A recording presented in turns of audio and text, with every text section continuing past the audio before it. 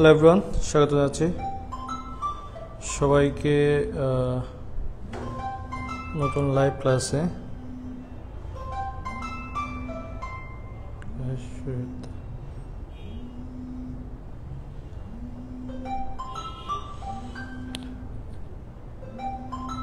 ওকে, সবাই যুক্ত হয়ে যাও। সবাই দ্রুত যুক্ত হয়ে যাও, দেখি একটু ঠিকঠাক আছে কিনা লাইভ, তারপর বাকিটা তোমাদের সাথে কথা বলতেছি।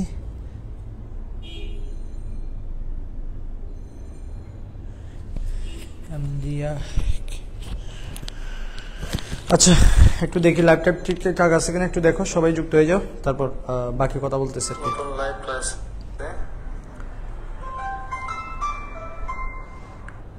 শুরুতেই ব্যাক বাস, মানে চাইছিলাম যে কি আওয়াজ না হোক, দেখি আওয়াজ হয়ে গেছে। বয়াটা একটু ঠিক করতে হবে, চেঞ্জ করতে হবে আর কি। এই অবস্থা হচ্ছে কেন আবার? আচ্ছা, একটু করে লাইভটা একটু আমি গ্রুপে দিয়ে দিই, বাকিরা আসুক, তারপর তোমাদের সাথে কথা বলতেছি।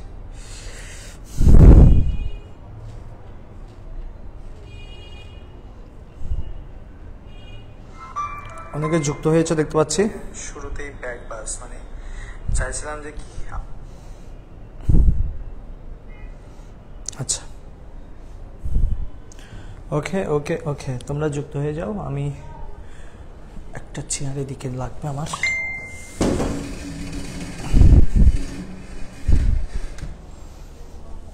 টেস্টটা রাখার জন্য জাস্ট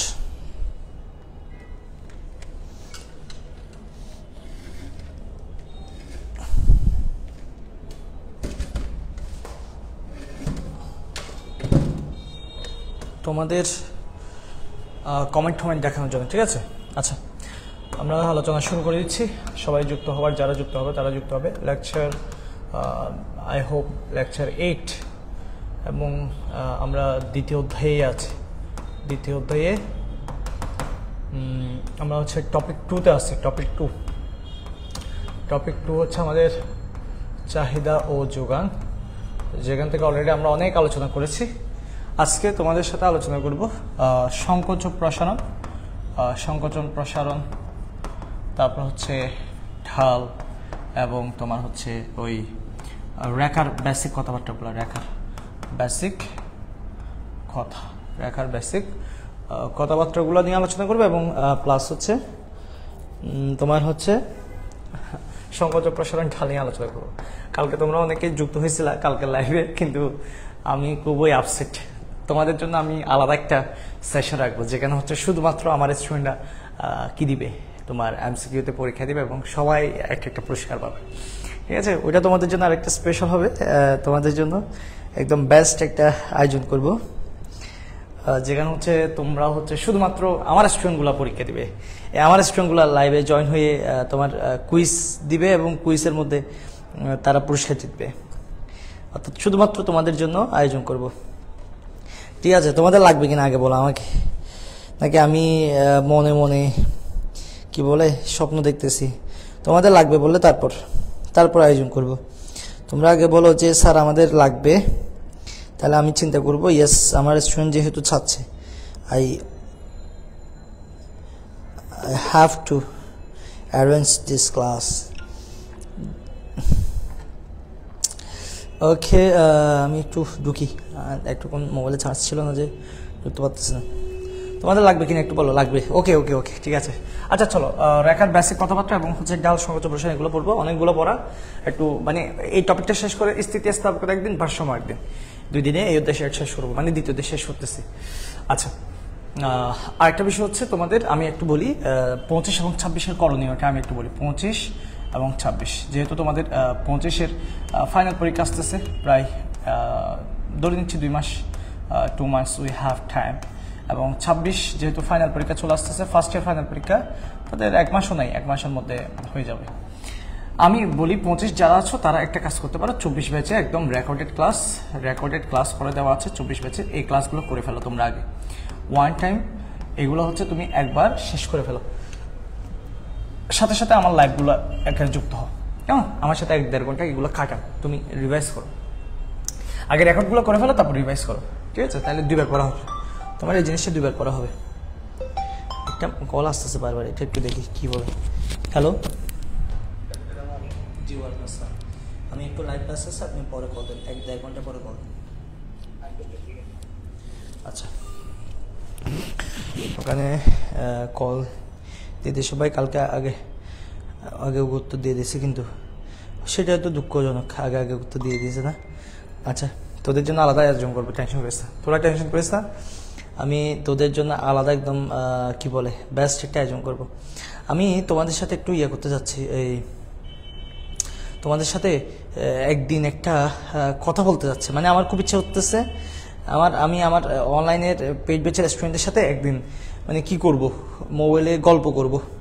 মানে তোমাদের তো ভালো করে চিনি না, জানি না, অনেককে তোমার হচ্ছে কি বলে, কে কোথায় থাকো, কার বাড়ি কোথায়, সেগুলো যায় না। আমার খুব ইচ্ছা করতেছে তোমাদের সাথে একদিন আড্ডা দিই। আমি রিসেন্টলি চেষ্টা করতেছি ফ্রি হওয়ার জন্য, ফ্রি হয়ে তোমাদের জন্য একটা আড্ডা দিব, তোমাদের সাথে একদিন আড্ডা দিতে হবে। মানে বোরিং চলে আসতেছে পড়াতে। আচ্ছা, 24-এর রেকর্ড ক্লাসগুলো তোমরা করে ফেলো, 25 এবং 26 প্লিজ, বোথ 25 এবং 26 দুজনেই রেকর্ড ক্লাসগুলো একবার করে ফেলো।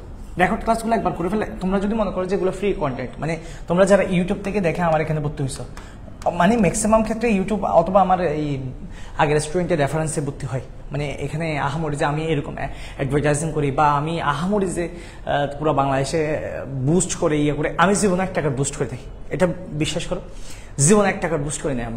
আমি আমার স্টুডেন্টের জন্য শুধুমাত্র ক্লাসে যত এফোর্ট দেবো সেটা দিচ্ছি। আমি কখনো 1 টাকার বুস্ট দিয়ে কখনো আমার পোস্ট কারো কাছে পৌঁছাইনি। আমি 1 টাকার বুস্ট দিয়ে কখনো একটা ফলোয়ার কিনে নিই। আমি 1 টাকা বুস্ট দিয়ে তোমাদের কাছে কখনো একটা বিজ্ঞাপনও করি নাই। বাট সৃষ্টিকর্তার শেষ রহমত আমার কাছে যে তোমরা অনেক স্টুডেন্ট আমার কাছে পড়ো, এটা আমি শুকরিয়া জ্ঞাপন করি। এবং যারা দূর দূরান্ত থেকে, পুরো বাংলাদেশের আনাচে কানাচে থেকে, এমন অনেক জায়গা থেকে যেগুলো জীবন নাম শুনিয়ে নেই, ওখান থেকে যুক্ত হচ্ছে, বিশ্বাস ট্রাস্ট করে আমার সাথে যুক্ত হচ্ছে। আমি ওই জিনিসটা মর্যাদা দেওয়ার চেষ্টা করি। আমি জানি না আসলে কতটুকু পারি, আমার মনে হয় না আমি সর্বোচ্চ দিতে পারতেছি। আমার বিশেষ করে আমার নিজের প্রতি, আমার নিজেরও কি হয়, অনেক অভিযোগ রয়ে গেছে যে আমি চাচ্ছিলাম কীরকম আর চাচ্ছি কীরকম, হচ্ছে না। আমি চাচ্ছি তোমাদেরকে একটা ব্যাচ দিতে, বাট আমার দেওয়া হচ্ছে না, কেন জানি হচ্ছে না। বাট চাচ্ছি রিকভার করতে, ইনশাআল্লাহ। তোমরা দোয়া করো, সবাই দোয়া করো, এবং তোমাদের মা বাবাকে বলো দোয়া করতে আমার জন্য। ওভারকাম করব, কোনো প্যারা নেই। চলো, ইউটিউব থেকে যারা ভর্তি হয়, মানে মনে করে যে স্যার ইউটিউবে তো এই ফ্রি কন্টেন্টগুলো করছিলাম, ইউটিউবে তো আমার ফ্রি কন্টেন্ট সবগুলো আছে, তাহলে আমি আপনার এখানে ভর্তি হয়ে লাভটা কি? বিশ্বাস করে, ইউটিউবে যেটা ফ্রি কন্টেন্ট করছো এগুলো 2022 সালের 23-এর ভিডিও, এগুলো 23-এর ভিডিও দেখছো, ইউটিউবের গুলো 2023-এর। 2024 সালে অনেক আপডেট ক্লাস, 2024 সালে অনেক আপডেট ক্লাস, এগুলো একদম আপডেট ক্লাস, অনেক ইনফরমেটিভ ক্লাস, যেগুলো 24 ব্যাচের রেকর্ড ক্লাস, এগুলো করে ফেলো আগে। পার্থক্য অনেক ইউটিউবে 23 ব্যাচের, এও বহুত আগের, এগুলা মানে কন্টেন্টও না আমার কাছে এখন, অনেক আগের। মানে যদিও ওল্ড ইজ গোল্ড, বাট এগুলো চেয়ে অনেক আপডেট কন্টেন্ট হচ্ছে 24 সালের, এটা আগে দেখে ফেলিও, ঠিক আছে? আমি ইউটিউব দেখে প্লাস একটু আপু থেকে নাম্বার নিয়ে ভর্তি হয়েছি, ইয়েস, সেটাই তো বলছি। তাই বা বলতেছে আমিও ইউটিউব থেকে অ্যাডমিট হয়ে গেছে। হ্যাঁ, আমি তো সেটা বলতেছি। তো এগুলো অনেক আগের কন্টেন্ট, তোরা মনে করিস না স্যার এই 24 ব্যাচের এগুলো রেকর্ড ক্লাসে কি হবে। রেকর্ডগুলো হচ্ছে অনেক আপডেট ইনফরমেশন দেওয়া আছে, এবং যেহেতু 24 সালে পরীক্ষা হয় নাই, এগুলো করলে অনেক হয়ে যায়। বাট আমি চাচ্ছি এখানে আরও একটু আপডেট করার জন্য, 25 জন্য একটা আপডেট করার জন্য। এই জন্য তোদের কোর্সের ক্লাসগুলো দেরি হচ্ছে, বা একটু বেশি লং হচ্ছে, বা একটা চ্যাপ্টারের উপর বেশি ক্লাস দেওয়া হচ্ছে, ঠিক আছে? আগে প্রথমদের ক্লাস ছিল 3টা নাকি 4টা, এখন প্রথমদের 6টা ক্লাস। চিন্তা করে দেখ, পরিবর্তন আসতেছে কেমন। তো লাইভ ক্লাসগুলো 1-1.5 ঘন্টা আমার সাথে কাটাও এমনিতে, এর আগে রেকর্ডেডগুলো বসে করে ফেলো, একদিন একদিন শেষ করে ফেলো, দরকার হলে পুরো নোট করে ফেলো, দেখে বই তো আছে, নোট করার দরকার নেই, যেগুলো ইম্পর্টেন্ট সেগুলো নোট করো। আর 26-এ একই, 26-এর জন্য বাকি যে চ্যাপ্টারগুলো আছে, যেমন 5, 6, 7, 8, এই 4টা চ্যাপ্টারের আমি ভিডিও খুব দ্রুত দিয়ে দেবো। আমি এই নেক্সট উইকের ভিতর দিয়ে দেবো, তোদেরকে কথা দিলাম, যা নেক্সট উইকের মধ্যে দিয়ে দেবো। নেক্সট উইকের মধ্যে 5, 6, 7, 8 এগুলোর ভিডিও দিয়ে দিব। এটা একটা গ্রুপ আছে, আরেকটা গ্রুপ আছে, ওইটা থেকেও ক্লাস করতেছে, ওই 2টা থেকে একসাথে দিয়ে দেবো, সমস্যা নেই। আচ্ছা, আমি পড়াই যাচ্ছি, চলো আমরা রেডি কিনা বলো, সবাই পড়ার জন্য রেডি কিনা, আজকের টপিকের আলোচনা শুরু করবো কিনা, সবাই রেডি কিনা, আমরা সবাই রেডি কিনা বলো। রেডি ভাইয়া? তাই বলতেছে রেডি। গিভেন দ্রব্যের চাহিদা রেখা কেন উদ্যোগামী হয় এটা একটু বুঝাই দিন। সব বুঝাই দিব, এই তো আজ বললাম না স্যার ক্লাসগুলো যেন 2x স্পিড করতে পারি, ইউটিউবে প্রাইভেট করে দিলে ভালো হতো। না, ইউটিউবে প্রাইভেট করে দিলে শোনো, আমার কোর্সটা অলরেডি পাইরেসি হচ্ছে, আমার কোর্সটা অলরেডি অনেকগুলো টেলিগ্রাম গ্রুপে কি হচ্ছে তোমার মানে 500 টাকা 150 টাকা 200 টাকা দিয়ে বিক্রি হচ্ছে, অনেক গ্রুপে তোমার পাইরেসি হচ্ছে। এগুলা তোমাদের মধ্যেই তো কেউ না কেউ আমার এখানে কোর্সে ভর্তি হয়েছো, এখান থেকে ভিডিও ডাউনলোড করে দিচ্ছ, নাহলে ও এত ভিডিও পাচ্ছে কোথায়? এত স্মুথ, এত হচ্ছে তোমার আপডেট ইনফরমেশনওয়ালা ভিডিওগুলো কোথায় থেকে পাচ্ছ? এটা পাইরেসি অলরেডি হচ্ছে, তো সেক্ষেত্রে ইউটিউবে দিলে আরও পাইরেসি আবার চান্স পাড়ি দেবে। রেডি? ওকে চলো, রেডি হলে চলো। আচ্ছা, রেখা সম্পর্কিত যা যা প্রশ্ন আসতে পারে, সম্পর্কিত যা যা প্রশ্ন আসে, রেখা সম্পর্কিত যা যা প্রশ্ন আসে, কি কি প্রশ্ন আসে দেখো। নাম্বার 1, রেখা নিয়ে কি কি প্রশ্ন আসতে পারে সেগুলো বলতেছে। নাম্বার 1 কি? নাম্বার 1 একটা হচ্ছে রেখা অঙ্কন করো, রেখা অঙ্কন করো, এটা একটা প্রশ্ন হতে পারে। ঠিক আছে, তোমাকে উদ্দীপক একটা রেখা দিবে, মনে করো এরকম একটা রেখা দিবে বা এরকম একটা রেখা দিবে, বলবে যে কোনো একটা, এই রেখা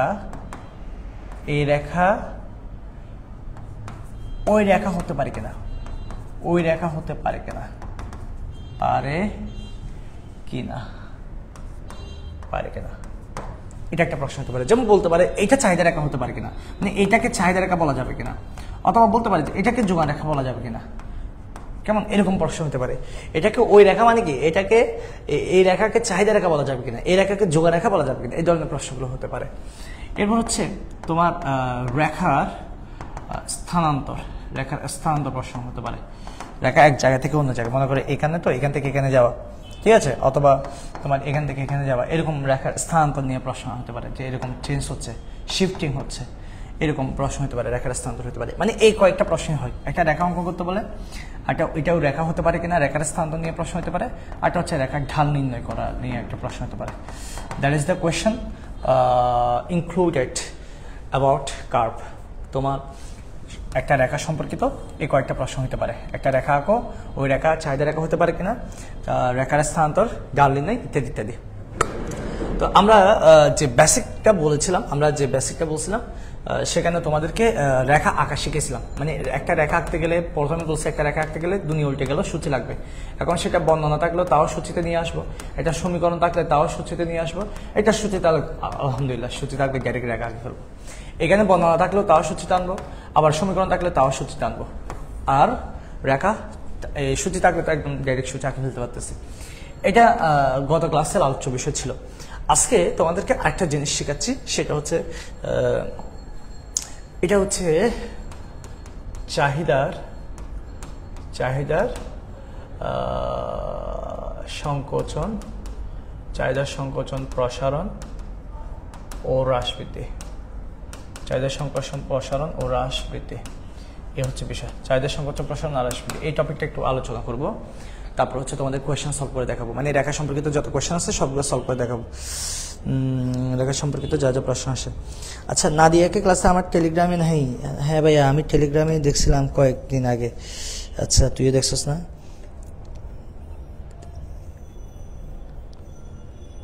হ্যাঁ, রিভিশন দিতে গেলে সমস্যা হচ্ছে। আচ্ছা, বুঝতে পারতেছি। আচ্ছা, চাহিদা সংকোচন প্রসারণ হ্রাস বৃদ্ধি, এই জিনিসটা একটু বোঝাবো। তোমাদেরকে একটা জিনিস বলছিলাম, আই হোপ মনে আছে সবার, এই জায়গাগুলো মনে রাখতে হবে প্লিজ, এই জায়গাগুলো মনে রাখতে হবে। আমরা বলছিলাম যে একটা দ্রব্যের চাহিদা, সে দ্রব্যের তার হচ্ছে নিজস্ব দাম, দ্রব্যের নিজস্ব দাম, অর্থাৎ শুধুমাত্র আমরা যেটাকে দাম বলি, দ্রব্যের নিজস্ব দাম, তারপর হচ্ছে আয় সম্পর্কিত দ্রব্যের দাম, তারপর হচ্ছে তোমার রুচি, ক্রেতার সংখ্যা ইত্যাদি ইত্যাদি বিষয়ের উপর নির্ভর করে। আমাকে কেউ বলতে পারবা এরা কারা? এরা কারা বলতে পারবা? দেখি কারা বলতে পারে এরা কারা? এই যে দ্রব্যের নিজস্ব দাম, আয় সম্পর্কিত দ্রব্যের দাম, রুচি, ক্রেতার সংখ্যা, আরেকটু সোজা করে দিলে মানে প্রীতাঙ্গিত। হু ইজ প্রীতাঙ্গিত? Do you know guys? তোমরা কি জানো যে এই যে দ্রব্যের জিনিসের দাম আয় রুচি, এটা প্রীতাঙ্গিতের একটা শব্দ, কেমন? তো এটা খারা একটু বলো দেখি। তৃতীয় বলছে নমস্কার, ওকে। 24 ব্যাচে ক্লাসগুলো এলোমেলো ভাবে দেওয়া, এলোমেলো দেওয়া না, একদম সবগুলো সিরিয়ালে দেওয়া আছে, আমি লিঙ্ক দিয়ে দিব দরকার হলে। নাদিয়া এখন আসে না, নাদিয়া মেনশন দিচ্ছিস না। আচ্ছা, রৌনক এতক্ষণে যুক্ত হয়েছিস, ও কালকে অনেক চেষ্টা করছে বেচারি।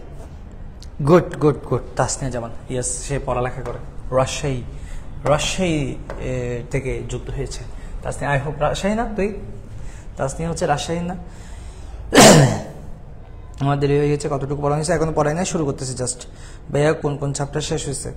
24 ব্যাচে সব চ্যাপ্টার শেষ হয়েছে। ইয়েস, তৃতীয় বলছে নির্ধারক। গুড, আমি এটাই শুনতে যাচ্ছি। এটা হচ্ছে নির্ধারক। কার নির্ধারক স্যার? চাহিদা নির্ধারক। Thank you.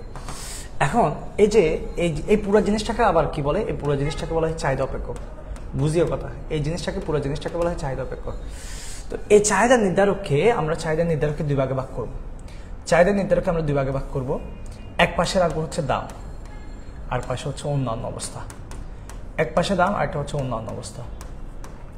এক পাশে দাম, আরেকটা হচ্ছে অন্যান্য অবস্থা। তাহলে দ্রব্যের নিজস্ব দাম সে হচ্ছে একা, দ্রব্যের নিজস্ব দাম সে হচ্ছে একা, এবং দ্রব্যের নিজস্ব দাম একটা পার্ট, এবং দ্য আনাদার পার্ট ইজ, এই যে আনাদার পার্ট ইজ সম্পর্কিত দ্রব্যের দাম, ক্রেতা সংখ্যা, বিক্রেতা সংখ্যা, ইত্যাদি ইত্যাদি ইত্যাদি। এরা সবাই হচ্ছে অন্যান্য অবস্থা, এরা সবাই হচ্ছে অন্যান্য অবস্থা। এবং আমাদের কাছে আরেকটা পার্ট হচ্ছে, সেটা হচ্ছে দ্রব্যের নিজস্ব দাম। আমি যখন বলবো অন্যান্য অবস্থা স্থির, আমি যখন বলবো এটাকে আমি দুই ভাগে ভাগ করে ফেলি। আমার যখন অন্যান্য অবস্থা স্থির, অন্যান্য অবস্থা স্থির, তখন আমার চাহিদাটা শুধুমাত্র দামের উপর নির্ভর করবে। চাহিদা is only depend on price. কেমন? চাহিদা অনলি ডিপেন্ড অন প্রাইস। যখন অন্যান্য অবস্থা স্থির, খেয়াল করবা, যে মুহূর্তে বলবো যে দাম স্থির, ইয়েস খেয়াল করতে হবে, দাম স্থির, তখন চাহিদা কিন্তু দামের উপর নির্ভর করবে না। দাম স্থির থাকলে চাহিদা হচ্ছে অন্যান্য অবস্থার উপর নির্ভর করবে। অন্যান্য অবস্থার মধ্যে সেটা আয় হইতে পারে, সেটা সম্পর্কিত দ্রব্যের দাম হইতে পারে, যে কোনো একটা হইতে পারে। অর্থাৎ আমার অন্যান্য অবস্থায় স্থির থাকতে পারে, আবার দামও স্থির থাকতে পারে।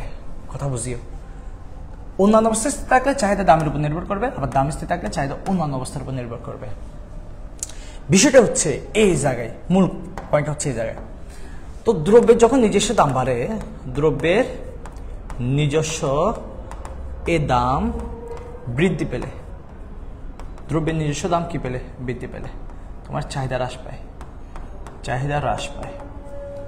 আবার দ্রব্যের নিজস্ব দাম হ্রাস পেলে চাহিদা বৃদ্ধি পায়, চাহিদা বৃদ্ধি পায়, চাহিদা বৃদ্ধি পায়। এখানে খেয়াল করো, এই যে চাহিদার যে বৃদ্ধি পাইছে, এই যে দাম বৃদ্ধি পেলে চাহিদা হ্রাস পায়, দাম বৃদ্ধি পেলে চাহিদা হ্রাস পায়, আবার দাম হ্রাস পেলে চাহিদা বৃদ্ধি পায়। এই যে চাহিদাটা এখানে হ্রাস পাইছে, এই চাহিদা হ্রাস পাওয়া, এটাকে বলা হয় চাহিদার সংকোচন, চাহিদার সংকোচন, চাহিদার সংকোচন। আর এই যে বৃদ্ধি পাওয়া, এটাকে বলা হয় চাহিদার প্রসারণ, চাহিদার প্রসারণ। এটা হচ্ছে চাহিদার সংকোচন, এটা হচ্ছে চাহিদার প্রসারণ। এটা চাহিদার সংকোচন, এটা হচ্ছে চাহিদার প্রসারণ। আবার খেয়াল করো, তোমরা তো এটা জানো যে দাম বাড়লে চাহিদা কমে যায়, দাম কমলে চাহিদা বাড়ে। মজার বিষয়, তোমাকে আমি পার্থক্যটা তখন বুঝে দিতে পারবো যখন পুরোটা আমি লিখে ফেলবো। এখানে অন্যান্য অবস্থার মধ্যে যে কোনো একটা মনে করো আয় বৃদ্ধি পাইছে, তাহলে আয় বৃদ্ধি পেলে কি হয়? আয় বৃদ্ধি পেলে চাহিদা বৃদ্ধি পায়, আয় বৃদ্ধি পেলে চাহিদা বৃদ্ধি পায়। আবার আয় হ্রাস পেলে, আয় হ্রাস পেলে তোমার চাহিদা হ্রাস পায়, চাহিদা হ্রাস পায়। একইভাবে সম্পর্কিত দ্রব্যের দাম, তোমরা জানো সম্পর্কিত দ্রব্যের দাম মানে কি?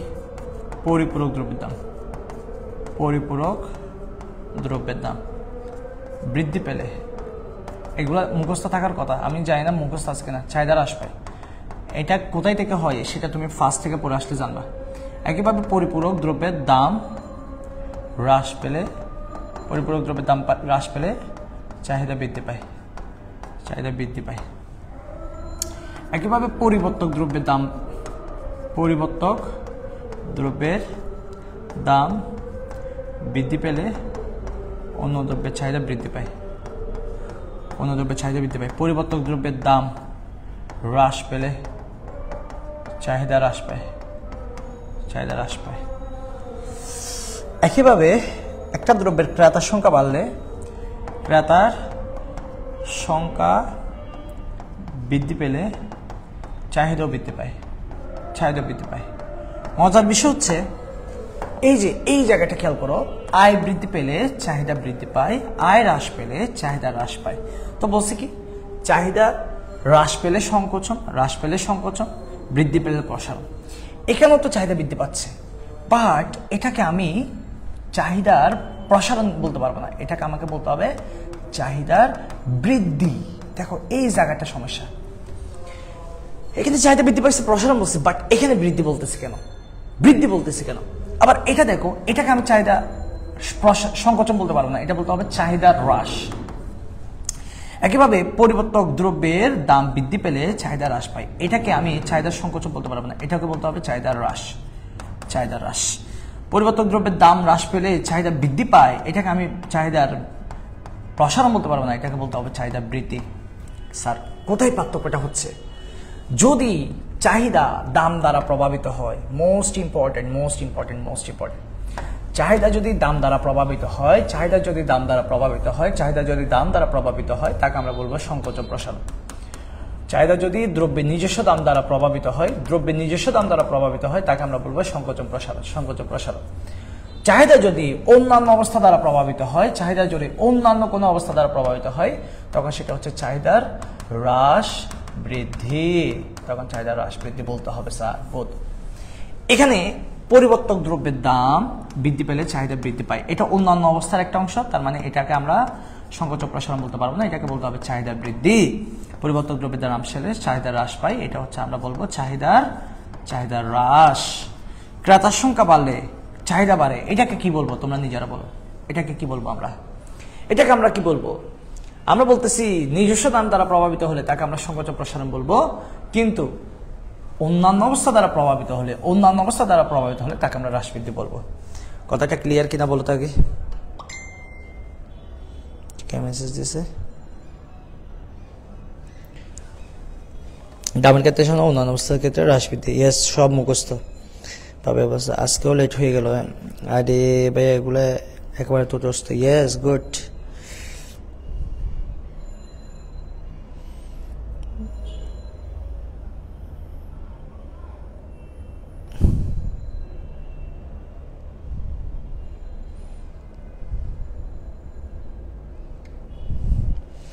ওকে, ক্লিয়ার ক্লিয়ার। আচ্ছা এটাকে কি বলবো আগে বলো? দ্রব্যের নিজস্ব দাম দ্বারা প্রভাবিত হলে চাহিদা সংকোচন প্রসারণ। এটাকে কি বলবো? ক্রেতার সংখ্যা বৃদ্ধি পেলে চাহিদা বৃদ্ধি পায়, এটা কি চাহিদার সংকোচন, চাহিদা প্রসারণ, নাকি চাহিদার হ্রাস, নাকি চাহিদার বৃদ্ধি? ক্রেতার সংখ্যা বৃদ্ধি ও হ্রাস, ক্রেতার সংখ্যা বৃদ্ধি ও হ্রাস। ক্রেতার সংখ্যা কেন ভাই? এটা তো চাহিদার টপিক।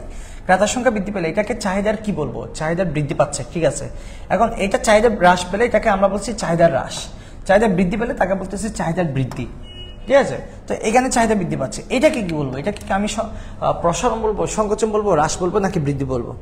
ইয়েস, চাহিদার বৃদ্ধি বলছে। এই যে এই কথাটা শুনতে যাচ্ছে যে এটাকে আমরা বলবো চাহিদার বৃদ্ধি, অর্থাৎ এটাকে আমি সংকোচন প্রসারণ বলতে পারবো না। তাহলে মূল কথা হচ্ছে যদি দাম দ্বারা প্রভাবিত হয় সংকোচন প্রসারণ, অন্যান্য অবস্থা দ্বারা প্রভাবিত হলে সেটা হচ্ছে হ্রাস বৃদ্ধি। এখন পরীক্ষা যদি আসে চাহিদার সংকোচন প্রসারণ কাকে বলে, তখন পরীক্ষা যদি আসে এবং এখান থেকে এমসিকিউ আসার মতো অনেকগুলো প্রশ্ন হতে পারে। চাহিদার সংকোচন প্রসারণ, চাহিদার সংকোচন, এই টপিক শেষ হলে তোমাদের এই টপিকের উপর তোমাদের আমি এমসিকিউ ক্লাস নিয়ে দেবো। সংকোচন প্রসারণ, এই আমরা এই টপিকটা তোমার হচ্ছে দুইটা এমসিকিউ নিব, দুইটা এমসিকিউ ইয়ার কোশ্চেনের এমসিকিউ নিয়ে দিব। একটা হচ্ছে পার্ট 1, 2 মিলে, একটা হচ্ছে 3, 4 মিলে, মানে স্থিতিস্থাপকতা ভারসাম্য মিলে একটা দিব, এখন একটা নিয়ে নিব, ঠিক আছে। এটা শেষ হলে দিয়ে নিব, আজকে শেষ তো, কালকে এই দুইটা টপিক মিলে হয়তো কালকে একটা তোমাদের ইয়া নিয়ে নেব, এমসিকিউ নিয়ে নিব, এই দুইটা মিলে। তোমরা ক্লাসগুলো দেখে রাখবা, সবগুলো ক্লাস দেখে রাখবা এবং সবাই যুক্ত হওয়ার চেষ্টা করবা। আমার মেসেজ টালা ফেলতেছে লাইভ ক্লাসে জয়েন না করে, আমি বুঝতেছি না ভাই।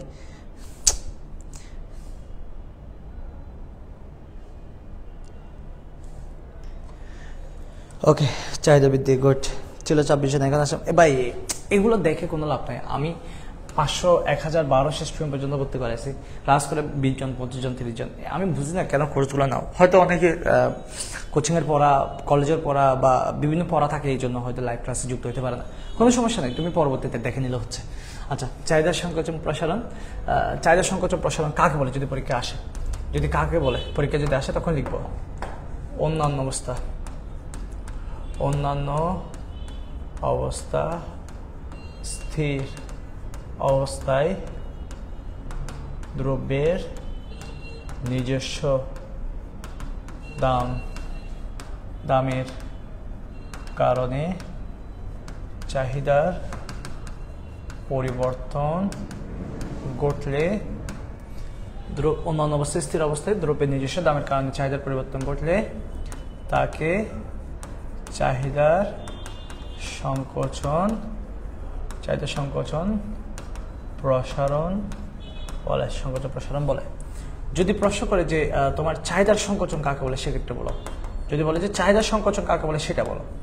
এটার কাকে বলে বলতে বলছে, তাহলে আমরা বলবো অন্যান্য অবস্থা স্থির অবস্থায়। অন্যান্য অবস্থায় স্থির অবস্থায় দ্রব্যের নিজস্ব দাম, যেহেতু কি বলছে সংকোচন বলছে না, তাহলে কি বলবো দ্রব্যের নিজস্ব দাম। সংকোচন মানে কমে যাবে। দ্রব্যের দাম বৃদ্ধি পেলে চাহিদা, দ্রব্যের নিজস্ব দাম বৃদ্ধি পেলে চাহিদা হ্রাস পায়। চাহিদা হ্রাস পাওয়াকে চাহিদার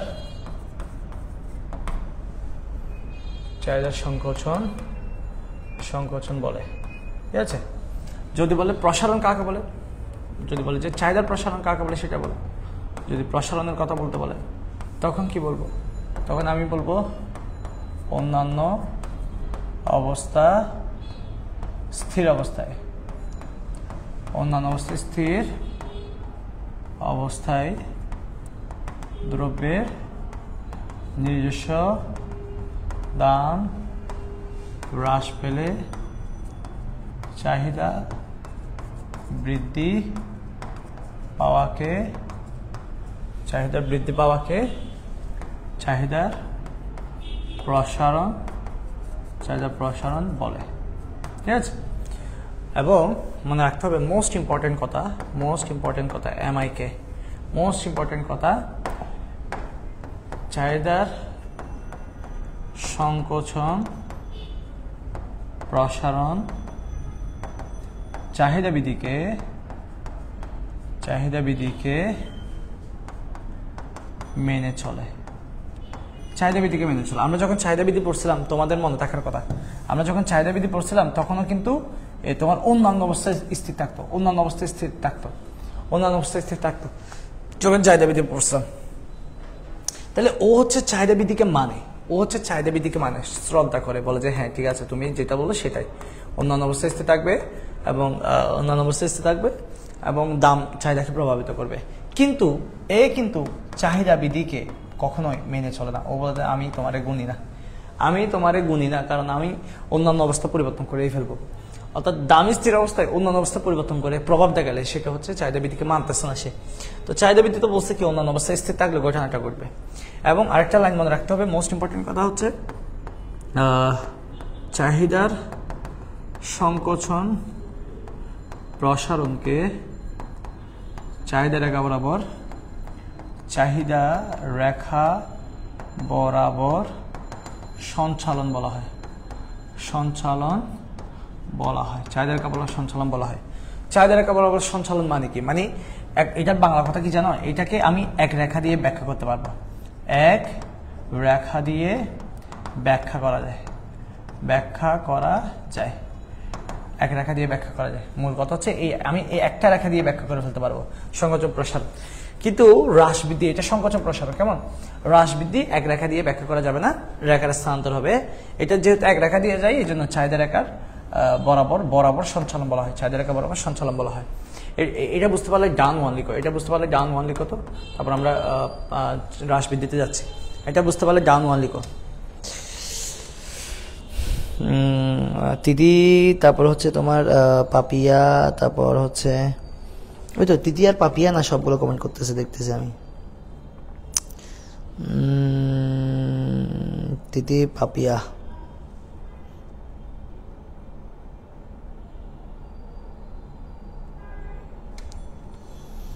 আমি দেখতে পাচ্ছি এখানে তিতি আর পাপিয়া ছাড়া বাকিরা তেমন একটা কমেন্ট করতেছে না।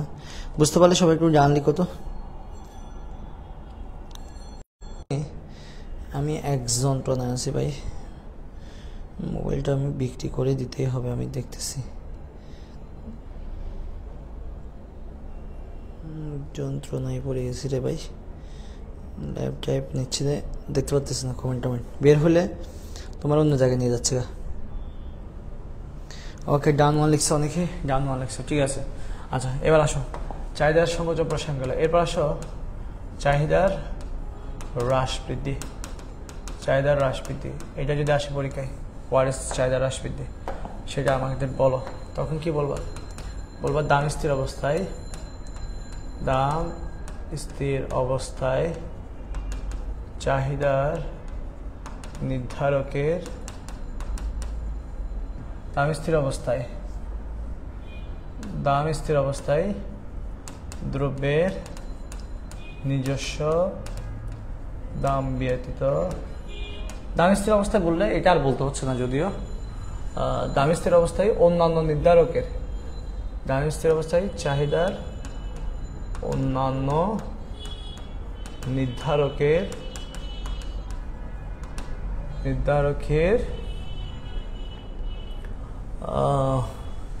এটা কি লিখছিলাম যে নিজস্ব দ্রব্যের দামের কারণে, আচ্ছা অন্যান্য নির্ধারকের কারণে, অন্যান্য নির্ধারকের কারণে চাহিদার পরিবর্তন ঘটলে বা হলে, চাহিদার পরিবর্তন হলে, চাহিদার পরিবর্তন হলে তাকে চাহিদার হ্রাস বৃদ্ধি বলে, চাহিদার হ্রাস বৃদ্ধি বলে, ঠিক আছে। ওকে, নেট পাচ্ছে না, কই নেট পাচ্ছে না, নেট পাচ্ছে। আচ্ছা চাহিদার হ্রাস বৃদ্ধি বলে। যদি বলে চাহিদার হ্রাস কাকে বলে, যদি বলে তোমার চাহিদার হ্রাস কাকে বলে, তখন আমরা কি বলবো? তোমার দাম ব্যতীত, দাম ব্যতীত অন্যান্য অবস্থার কারণে চাহিদার হ্রাস পেলে, কারণে চাহিদা হ্রাস পেলে তাকে চাহিদা হ্রাস বলে, চাহিদার হ্রাস বলে। এখানে অন্যান্য অবস্থার কারণে বলতে হবে, অন্যান্য অবস্থা বৃদ্ধি বা হ্রাস বলা যাবে না। কেমন, অনেক সময় বৃদ্ধি পেতে পারে, অনেক সময় হ্রাস পেতে পারে, অনেক বৃদ্ধি দাম, অনেক বৃদ্ধি চাহিদা বাড়াতে পারে, আবার অনেক বৃদ্ধি চাহিদা কমাইতেও পারে। তো এই জন্য বলবো শুধু কারণে, মানে একটা উপাদান হয়তো বাড়ার কারণে চাহিদা বাড়ছে, আরেকটা উপাদান বাড়ার কারণে চাহিদা, তোমার আরেকটা উপাদান কমার কারণে চাহিদা বাড়তে পারে, আবার একটা উপাদানের কারণে চাহিদা মনে করো কমে গেছে, একটা উপাদান কমার কারণে চাহিদা কমে গেছে, আবার একটা উপাদান বাড়ার কারণে তাও চাহিদা কমতে পারে। তো এর জন্য আমি কোনটা ফিক্সড বলবো না, আমি বলবো অন্যান্য অবস্থার কারণে চাহিদা হ্রাস পেলে চাহিদা হ্রাস বলে। যদি বলে চাহিদার বৃদ্ধি কাকে বলে, চাহিদার বৃদ্ধি কাকে বলে, তখন বলবো দাম ব্যতীত অন্যান্য অবস্থার কারণে চাহিদা বৃদ্ধি পেলে, এগুলো তো তোমরা পারার কথা, বৃদ্ধি পেলে তাকে চাহিদার বৃদ্ধি বলে, চাহিদা বৃদ্ধি বলে। স্যার আপনি কি অসুস্থ? আমার অসুস্থ না আসলে, এই তো সারাদিন ক্লাস নিচ্ছি তো ক্লান্ত লাগতেছে, এই বিষয় হচ্ছে কথা। একটু আস্তে আস্তে কথা বলতেছি যাতে করে মানে একটু লং টাইম নিতে পারি আর কি। তোরা বলে একটু ফাস্ট বলবো, তোরা যদি বলো একটু ফাস্ট নিতে বললে আমি ফাস্ট নিব, সমস্যা নেই। চাহিদার হ্রাস বৃদ্ধি কাকে বলে বলছি, এবং মোস্ট ইম্পর্টেন্ট কথা কি এখানে, মোস্ট ইম্পর্টেন্ট কথা লিখলাম যে চাহিদার হ্রাস বৃদ্ধি, চাহিদার হ্রাস বৃদ্ধি চাহিদা বৃদ্ধিকে, চাহিদা বৃদ্ধির ব্যতিক্রম, চাহিদা বৃদ্ধির কি বলতো ব্যতিক্রম, এবং আরেকটা কথা হচ্ছে চাহিদা হ্রাস বৃদ্ধির অন্য নাম হলো চাহিদা রেখার স্থানান্তর। চাহিদা রেখার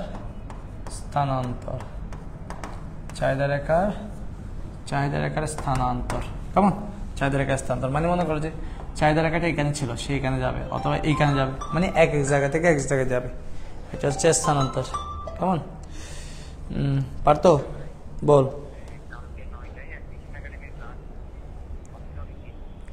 কালকে 9টায়? আমি কি বাইরে দিতে বলছি তোকে সেটা বল আগে। না কালকে না তো, আমি বলছি কালকে সোমবার না, কালকে আমার টানা ক্লাস না, কালকে দিস না, মঙ্গলবারে।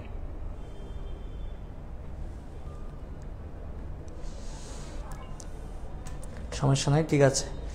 আচ্ছা আচ্ছা আচ্ছা, সমস্যা নাই, ঠিক আছে, ঠিক থাকলে ভালো। আচ্ছা মানে এই যে এইটা চাহিদা রেখা, তো এই চাহিদা রেখাটা মনে করেন এইদিকে ডানে যেতে পারে, বামে আসতে পারে, এইটাকে বলা হয় স্থানান্তর, এটাকে বলা হয় স্থানান্তর। তো এই হচ্ছে চাহিদার সংকোচ প্রসারণ, এই হচ্ছে চাহিদার সংকোচ প্রসারণের কথাগুলো বললাম। এখন প্রশ্নগুলো কেমন হতে পারে সে বিষয়ে আলোচনা করতেছি। কেমন প্রশ্নগুলো কেমন হতে পারে সে বিষয়ে আলোচনা করতেছি। আচ্ছা আচ্ছা, আমরা বুঝতে পারছি কিনা বল? বুঝতে পারলে অল ক্লিয়ার লিখ এবং কোয়েশ্চেন রেডি করবো। অল ক্লিয়ার হলে আমি কোয়েশ্চেনে যাব। আগে বল অল ক্লিয়ার কিনা, সবাই ক্লিয়ার কিনা একটু বল, অল ক্লিয়ার কিনা। এখন অনেকে যুক্ত হচ্ছে, অনেকে জানেও না। তাহলে আমি মনে করছি আজকে মনে হয় ক্লাস নাই, এই তো বলতেছি তো। অনেকে এখন যুক্ত হচ্ছে, রুহুল আমিন এখন যুক্ত হয়েছে এবং আমাদের আরেকজন যুক্ত হয়েছে, তার নামটা দেখে নেই, আমি বের হয়ে গেছি।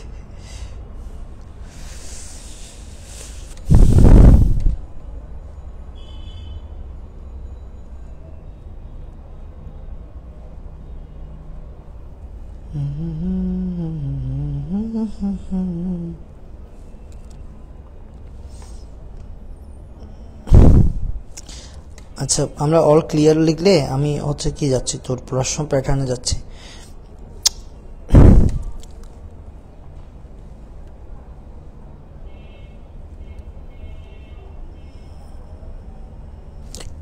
লাইভ থেকে বের হলে ওই লাইভে আবার গিয়ে যুক্ত হইতে আমাদের এত বিরক্ত লাগতেছে।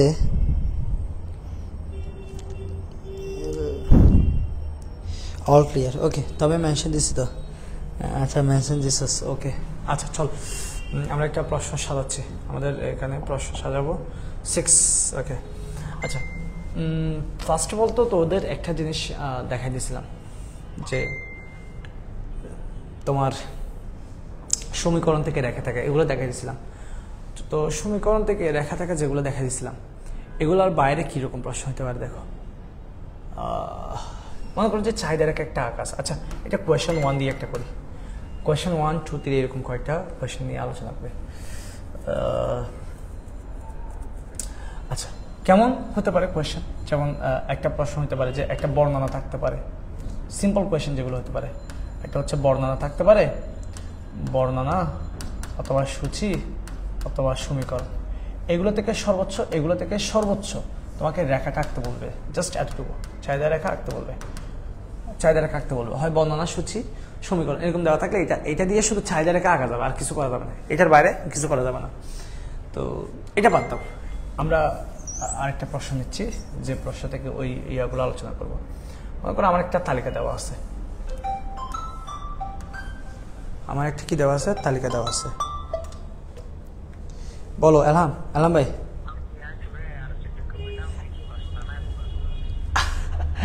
আমি লাইভ ক্লাস আছি। আচ্ছা, কালকে আমার এখানে সারাদিন ক্লাস, সোমবারে। তুমি এখন 9টা থেকে 10টা দিব কালকে।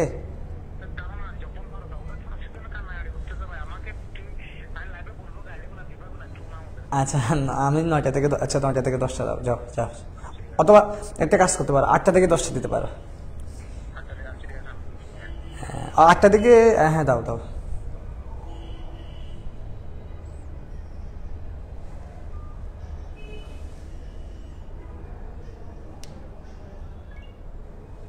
আমার লেখা ভালো ছিল না তো, খারাপই ছিল। আচ্ছা দেখো, এখানে দাম, আরটা হচ্ছে চাহিদা, এবং এখানে মনে করো 10 টাকা, 20 টাকা, 30 টাকা, কেমন? চাহিদা মনে করো 150 আর 100, এটা হচ্ছে 50, এরকম আছে।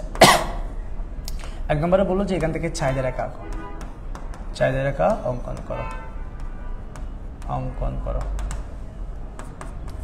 এরপর একটা প্রশ্ন হবে দাম স্থির অবস্থায়। দাম স্থির অবস্থায় আয়ের পরিবর্তন হলে, আয়ের পরিবর্তন হলে চাহিদা রেখার কিরূপ পরিবর্তন আসবে, চাহিদা রেখার কিরূপ পরিবর্তন আসবে। দেখো একদম সিম্পল একটা কোয়েশ্চেন, এই জিনিসটা একদম ইজি, এবং এইটা থেকে যেভাবে দিচ্ছি এভাবে প্রশ্ন চলে আসতে পারে, একদম এভাবেও চলে আসতে পারে। ঘটনাটা হচ্ছে এরকম, ঘটনাটা হচ্ছে কি তোমার এমনও হতে পারে যে এটা একদম হুবহু চলে আসে। এটাকে এই জায়গায় নিয়ে যেতে পারবো কিনা একটু দেখি, একটু ছোট করে ফেলি। আমি এটা ছোট করে এই জায়গায় নিয়ে আসছি, কেননা আমার একটু স্পেস লাগবে। তোমাদেরকে এটা লাগবে, মানে এইটা প্রশ্নটা তো লাগার কথা না, আমি এখানে তোমাকে বলে দিব যে কি করতে হবে না হবে, সেটা আমি বলে দিচ্ছি। আচ্ছা, এখানে আমি যদি গ নম্বরের কথা বলি, একদম গ নম্বর আমাদের ইজি, আমাদের কাছে ইজি, যে চাহিদা রেখা আঁকবো বলে এখানে সংজ্ঞাটা দিব। এই নাটকগুলো আমি করতে যাচ্ছি না, এবং চাহিদা রেখাটা আঁকবো। সংজ্ঞাটা দেওয়ার পর জাস্ট চাহিদা রেখাটাকে দিব, যাহা আঁকতে বলে তাহা উপরে, বাট বারবার বলছি যেটা আঁকতে বলে সেটা উপরে, বাট চাহিদা বললে সেটা নিচে হবে। চাহিদা হচ্ছে কিউডি। আচ্ছা, দাম কত কত? দাম হচ্ছে 10 টাকা, 20 টাকা, 30 টাকা। 10, 20, 30, এটা 50, 100, 150, 50, 100, 150। ওকে, এবার একদম ইজি, একদম ইজিয়েস্ট ওয়ে। 10 টাকা দামে 150, 10 টাকা দামে 150, 20 টাকা দামে 100। এই জিনিসগুলো তোরা আমার কাছে পড়ে না পারলে আসলে আমি হতাশ ছাড়া আর কিছু হবার নেই আমার। আসলে এই জিনিসগুলো না পারলে আমি হতাশ ছাড়া আমার আর কিছু বলার নেই, বর্ণনাটা দিয়ে দিবা, এই হচ্ছে বিষয়। আমার মূল উদ্দেশ্য তোমাকে এটা পড়ানো, আমার মূল উদ্দেশ্য হচ্ছে ঘ নম্বর প্রশ্নটা তোমার উত্তর দেওয়া, আমার 2 নম্বর প্রশ্নটার উত্তর দেওয়া, 2 নম্বর প্রশ্নের উত্তর দেওয়া। বলছে দাম স্থির অবস্থায় আয়ের পরিবর্তন হলে, দাম স্থির অবস্থায় আয়ের পরিবর্তন হলে চাহিদা রেখার কি পরিবর্তন হবে? দাম স্থির অবস্থায় আয়ের পরিবর্তন হলে চাহিদা রেখার কি পরিবর্তন হবে? আমি জেনে গেছি যে দাম স্থির কথাটা দেখার মাধ্যমে আমি জেনে গেছি, এই দাম স্থির কথাটা মানে আমি বুঝে গেছি যে এখানে চাহিদার হ্রাস বৃদ্ধির কথা বলছে, চাহিদার হ্রাস বৃদ্ধির কথা বলছে। এই জিনিসটা তুমি যদি আইডেন্টিফাই করতে না পারো, এই জিনিসটা আইডেন্টিফাই করতে না পারলে তোমার আর মানে এই আলাদা করে বেচে পরের কোনো ফায়দা নাই, আলাদা কোনো বেচে পরে কোনো ফায়দা নাই। শুরু হয়েছে 20 মিনিট, 10 মিনিট আগে হোয়াটসঅ্যাপে বলে দেয়। ভাই আমরা প্রতিদিনই ক্লাস নিচ্ছি এখন আপাতত, আমরা প্রতিদিন ক্লাস নিচ্ছি আপাতত। আচ্ছা ফারজ না,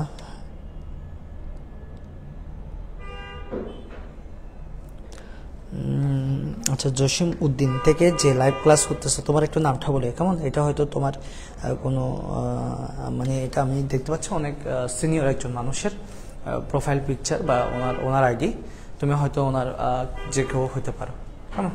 কে হতে পারে সেটা তো শিওর বলতে পারতেছি না, বাট তোমার নামটা একটু বলিও। আচ্ছা, লেখা সুন্দর করতাম, আমি লেখা সুন্দর করার চেষ্টা করতেছি, আমি চেষ্টা করতেছি, ঠিক আছে? তোমাদের ইচ্ছে, সমস্যা নেই, তোমরা যদি বলো অবশ্যই সুন্দর করবো। আচ্ছা, আমি কোথায় চলে গেছি? আমার এখানে তোমার ইয়েটা শেষ হয়ে, আমি পড়াই ফেলছি, আধা ঘন্টা হয়ে গেছে কিন্তু এখন আসতেছে না।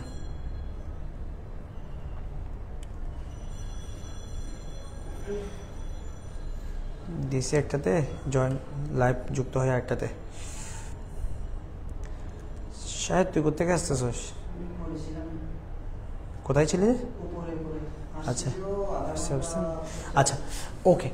দাম স্থির অবস্থা, এটা যে হ্রাস বৃদ্ধির প্রশ্ন সেটা তোমাকে আগে আইডেন্টিফাই করতে হবে। এবার আমি একটু লিখতেছি, দাম স্থির অবস্থায়, দাম স্থির অবস্থায় আয়ের পরিবর্তন হলে, আয়ের পরিবর্তনের ফলে চাহিদা রেখার স্থানান্তর, চাহিদা রেখার স্থানান্তর ঘটবে। এই যে চাহিদা রেখার স্থানান্তর ঘটবে, কেন চাহিদা রেখার স্থানান্তর করছি? এই যে চাহিদার হ্রাস বৃদ্ধির আরেক নাম কি? চাহিদার হ্রাস বৃদ্ধির অন্য নাম হচ্ছে চাহিদা রেখার স্থানান্তর। চাহিদা রেখার স্থানান্তর, এই যে চাহিদা রেখার স্থানান্তর ঘটবে। এক্ষেত্রে দাম স্থির অবস্থায় আয় বৃদ্ধি পেলে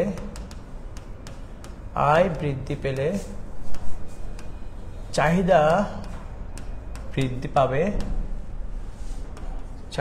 পাবে, ফলে চাহিদা রেখা ডানে স্থানান্তর হবে। অন্যদিকে আয় হ্রাস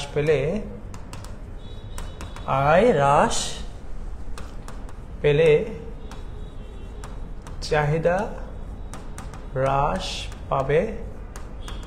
এক্ষেত্রে চাহিদা হ্রাস পাবে, ফলে চাহিদা রেখা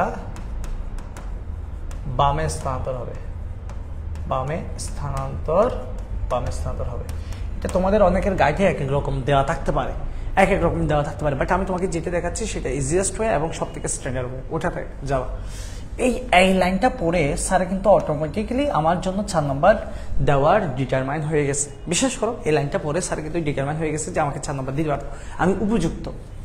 যে ব্যক্তি লিখবে দাম স্থির অবস্থায় আয়ের পরিবর্তন হলে চাহিদা রেখার কি পরিবর্তন হবে তার নিচে ব্যাখ্যা করা হলো যে কথাটা লিখবে, বিশ্বাস করো স্যারের মন ওর থেকে উঠে গেছে।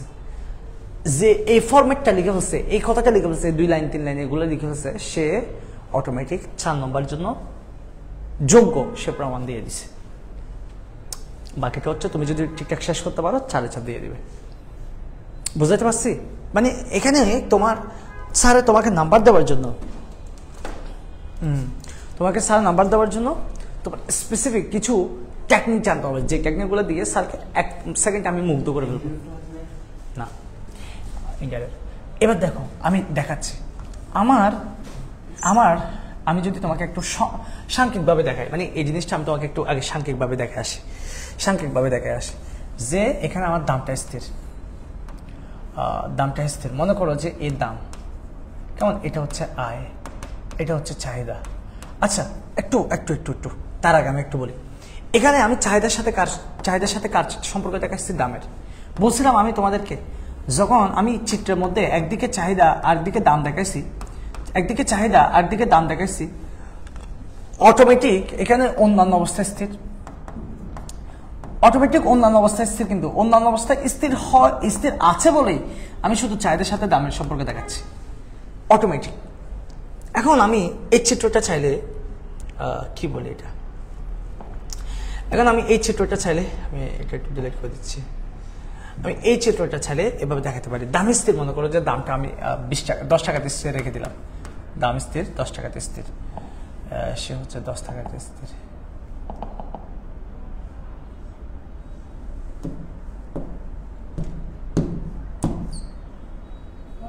দশ টাকা মনে করো আয় বৃদ্ধি পাচ্ছে। কি বৃদ্ধি পাচ্ছে?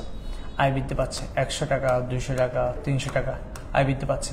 তো চাহিদা তো বৃদ্ধি পাবে। 150 মনে করো যে 150, 250, 350 এভাবে করে বৃদ্ধি পাচ্ছে। তো আমি যখন চিত্রে দেখাবো, এই যে এখানে যখন চাহিদা দেখাবো, এখানে কিন্তু আমার আর দাম দেখানোর দরকার নাই। আমি যখন আয় দেখা ফেলবো অটোমেটিক এখানে দামটা স্থির। তুমি কি এটা বুঝে ফেলবা যে এটা দাম স্থির। মনে করো আমি 100 টাকা, 200 টাকা, 300 টাকা দেখালাম। 100, 200, 300, 150, 250, 350, 150, 250, 350। তাহলে এটা হলে এটা, এটা হলে এটা, এটা হলে এটা। আমি এই যে রেখাটা আঁকলাম, দেখো এই ক্ষেত্রে চাহিদা রেখা উপরে চলে গেছে। এবং এই উপর যাওয়ার কারণ কি? চাহিদার সাথে আয়ের সমমুখী সম্পর্ক। সমমুখী আমি বলছিলাম, বিপরীত হলে নিম্নগামী হবে, সমমুখী হলে ঊর্ধ্বগামী হবে। সমমুখী সম্পর্ক হওয়ার কারণে এই দুইটা জিনিসের সমমুখী সম্পর্ক হওয়ার উপরে গেছে। এখানে দামটা অটোমেটিক স্থির। এই দামটার প্রভাবটা দেখাতে হচ্ছে না, কারণ এই স্থির জিনিসের আর প্রভাব দেখাতে হয় না। স্থির জিনিসের আর প্রভাব দেখাতে হয় না। কিন্তু এই চিত্রটা আমি চাচ্ছি এভাবে আঁকতে। এই চিত্রটা আমি চাচ্ছি যে আমার মনে করো যে এদিকে দাম দিলাম, এদিকে হচ্ছে চাহিদা দিলাম। কেমন? দাম মনে করো যে 10 টাকা ফিক্স, 10 টাকা ফিক্স, 10 টাকা ফিক্স। কিন্তু আমি এটা চাহিদা 100, 200, 300 এভাবে করে দেখাতে যাচ্ছি। আমি চাহিদা 100, 200, 300 এভাবে করে দেখাতে যাচ্ছি। তখন দেখো এই যে আমার এই যে এটা এদিকে হচ্ছে চাহিদা, এদিকে হচ্ছে দাম। এখন প্রশ্ন হতে পারে স্যার দাম তো স্থির কিন্তু চাহিদা বাড়ছে কেন? এখানে মানে গুপ্ত অবস্থায় কে আছে বলতো? আয় আছে। আয় বাড়তেছে বলে চাহিদাগুলো বাড়তেছে, আয় বাড়তেছে বলে চাহিদা, মানে আয়কে দেখাচ্ছি না আর কি আমি। তখন চিত্রটা কেমন হবে? এই 10 টাকা দামে, এই যে এটা 10 টাকা দামে চাহিদা 100, আবার 200, চাহিদা 300 এরকম। তাহলে এই একটা চাহিদা রেখা, এই একটা চাহিদা রেখা, এই একটা চাহিদা রেখা, কারণ এইরকম তো চাহিদা রেখা হবে না, এটা তো হচ্ছে আলাদা আলাদা চাহিদা রেখা। অর্থাৎ 10 টাকা দামে এই যে এটা হচ্ছে মানে আয়ের প্রভাব, এই যে ইনকামের প্রভাব, এটা হচ্ছে আয় আরেকটু বাড়ছে এর প্রভাব, এটা হচ্ছে ইনকাম আরেকটু বাড়ছে এটার প্রভাব। অর্থাৎ যখন দাম স্থির অবস্থায় এইভাবে দেখাতে যাব, দাম স্থির অবস্থায় যখন দেখাতে যাব, আমি একটা স্লাইড নিচ্ছি, তখন আমার দাম স্থির অবস্থায় এই জিনিসটা, এই দাম স্থির এবং এদিকে যদি চাহিদা দেখাই এদিকে, তখন আমি এখনো কিন্তু দাম দেখাচ্ছি, এই যে দাম দেখাচ্ছি কিন্তু দামটা স্থির রাখছি। তখন আমার যদি এটা প্রথম চাহিদা রেখা হয়, আমার চাহিদা রেখা এদিকেও যেতে পারে, আবার চাহিদা রেখা এদিকেও আসতে পারে। এদিকে গেলে সেটা বৃদ্ধি পাইছে, আবার এদিকে গেলে সেটা হ্রাস পাইছে। এই জিনিসটা আমি এখন বুঝাই দিব, এই জিনিসটা আমি এখন তোমাকে এখানে থেকে বুঝাই দেবো যে আমার এই চিত্রটা আঁকলাম, আমি কিভাবে আঁকতেছি সেটা বুঝছো কিনা তোমরা একটু কমেন্ট করে জানাবা। এই চিত্রটা প্রথমে আমি এখানে দিলাম, এখানে দিলাম, এখানে আমি চাহিদা দিলাম। আমি আয়ের প্রভাব দেখাচ্ছি না, আয়ের প্রভাব দেখলে কিন্তু চাহিদাটা উপরের দিকে চলে যাবে, মানে উপরের দিকে চলে যাবে। আমি চাচ্ছি না যে ওটা হোক, আমি চাচ্ছি স্ট্যান্ডার্ড ওয়েতে দেওয়ার জন্য। এই যে দাম স্থির, এটা হচ্ছে P0 দাম স্থির, ঠিক আছে। P1 দিতে পারো, সমস্যা নেই। এটা হচ্ছে প্রাথমিক চাহিদা রেখা, মনে করে এটা হচ্ছে QD1 প্রাথমিক চাহিদা রেখা, এটা হচ্ছে A বিন্দু। আবার আমার কি হয়েছে, আমার মনে করো কোনো কারণে আয় বাড়ছে, তাহলে চাহিদা রেখা এইদিকে চলে যাবে, বেড়ে গেছে চাহিদা 2, এটা B। আবার কোনো কারণে আয় কমে গেছে, তাহলে চাহিদা রেখা এখানে চলে আসবে, তখন এটা হচ্ছে Q3, যেটাকে আমি নাম দিলাম C। তাহলে আয় বাড়লে এদিকে গেছে মানে বাড়ছে, এদিকে গেছে মানে বাড়ছে, আবার এদিকে গেছে মানে কমছে। বাড়তেও পারে কমতেও পারে, বাড়তেও পারে কমতেও পারে, ঠিক আছে। এদিকে গেছে মানে বাড়ছে, আমি আবার বলতেছি এদিকে গেছে মানে বাড়ছে, আর এদিকে গেছে মানে কমছে। এটা পরীক্ষায় দেখাবো না স্যারকে। এই যে চিত্রটা বুঝতে পারছো কিনা বলো, এই চিত্রটা বুঝতে পারছো কিনা বলো, এই চিত্রটা বুঝতে পারছো কিনা বলো, আগে এই চিত্রটা বুঝতে পারছো কিনা একটু দেখি বলো। এই চিত্রটা বুঝতে পারলে বাকিটা বলতেছি। জি বুঝতে পারছি।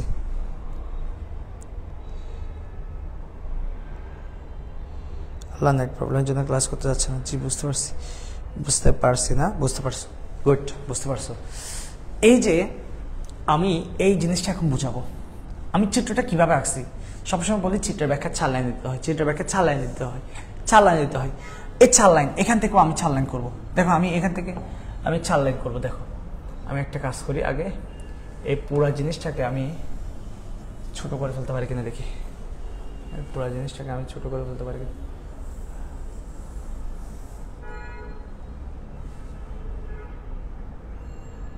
ইয়েস, ছোট করে বলছি, আলহামদুলিল্লাহ। ওকে চলো, এবার আমি ছোট করে ফেলতেছি যেহেতু, সেহেতু চলো এবার ব্যাখ্যা লিখতে পারবো, একদম ইজি। সেটা কি, চিত্রের ভূমি ওকে দেখছো ল্যাগ করা শুরু করছে। যখন আমি ফাংশন বেশি ইউজ করবো তখন ল্যাগ করা শুরু করে, মানে ফাংশন একটু বেশি ইউজ করলে তখন ল্যাগ করা শুরু করে। চিত্রের ভূমি অক্ষে, কেউ বুঝে না এরকম লিখছে কিনা? জি বুঝতে পারছি, ক্লিয়ার। আচ্ছা, চিত্রের ভূমি অক্ষে চাহিদার পরিমাণ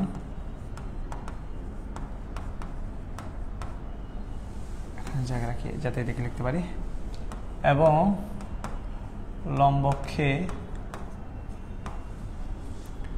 লম্বকে দাম নির্দেশ করা হয়েছে, ঠিক আছে। এক্ষেত্রে আমি প্রথমে কি আঁকছিলাম, এই চিত্রটা আঁকছিলাম। চিত্রে OQ1 প্রাথমিক চাহিদার, OQ1 মানে কি বুঝছো, এখান থেকে এখানে একটু তোমাদেরকে দেখাচ্ছি। এই জায়গাটা তো প্রথমে আসছে না, এটা প্রথমে আসছে, এই জায়গাটা প্রথমে। OQ1 প্রাথমিক চাহিদা রেখা, দাম স্থির অবস্থায়, দাম তো চেঞ্জ হয় না, কেমন দাম তো P0 ফিক্সড, দাম স্থির। আচ্ছা এখানে কেন স্যার আপনি স্যার 10 টাকা 20 টাকা লিখেন না কেন স্যার? দাম কত টাকায় ফিক্সড হয়েছে সেটা তো আমাকে বলা যায়। এখানে যদি বলতো 10 টাকা দাম স্থির হলে বা 20 টাকা দাম স্থির হলে, আমি তখন এখানে 20 টাকা বা 10 টাকা লিখতাম। কয় টাকা দামি স্থির আমি জানি, এই জন্য আমি একটা পি নট ধরে নিচ্ছি আমার ইচ্ছা মতো। এটা তুমি P1ও ধরতে পারতা, এটা P3ও ধরতে পারতা, এটা তোমার ইচ্ছা। আচ্ছা, দামি স্থির অবস্থায় আয় বৃদ্ধির কারণে আয় বৃদ্ধির আচ্ছা এভাবে লিখি OP নট দামি স্থির অবস্থায়, এভাবে লিখি সুন্দর হবে। OP নট দামি স্থির অবস্থায় আয় বৃদ্ধির কারণে চাহিদার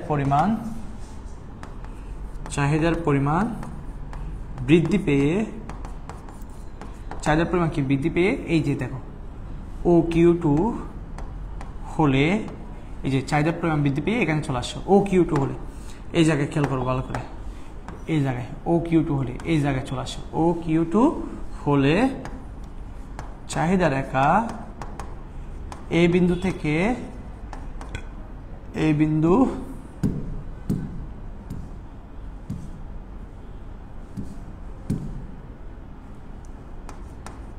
বিন্দু থেকে স্থানান্তর হয়ে এই বিন্দু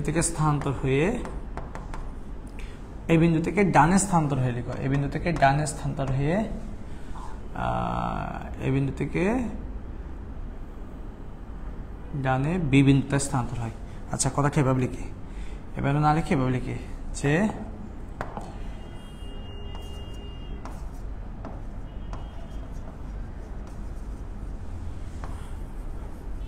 দেখো এটা লিখি, এভাবে লিখি এই বিন্দু থেকে বি বিন্দুতে ডানে স্থানান্তর হয়, ডানে স্থানান্তর হয় যা চাহিদা বৃদ্ধিকে নির্দেশ করে। ওই যে চাহিদা বৃদ্ধি, চাহিদা হ্রাস বৃদ্ধি আছে না, ওই চাহিদা বৃদ্ধিকে নির্দেশ করে।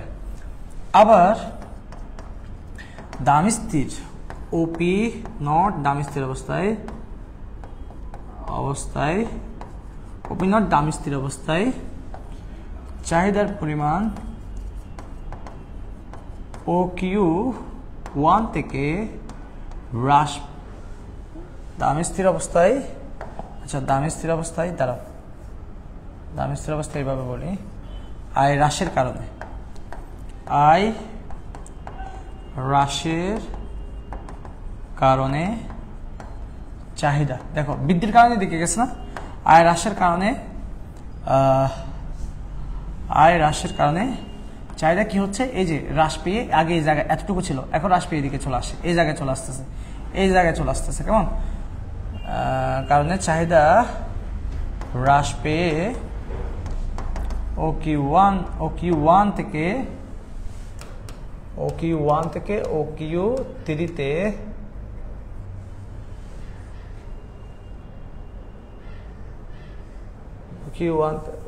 চাহিদা হ্রাস পেয়ে OQ1 থেকে OQ3 হয়, যেখানে চাহিদা রেখা এই বিন্দু থেকে স্থানান্তর হয়ে সি বিন্দুতে, এই বিন্দু থেকে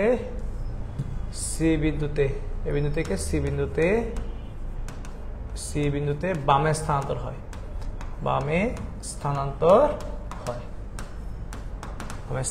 এই যে এ থেকে সিতে বামে এদিকে চলে আসতেছে, বামে স্থানান্তর, এদিকে গেলে ডানে স্থানান্তর হয়। তাহলে একটা স্টেপ, দুইটা স্টেপ, তিনটা স্টেপ গেল।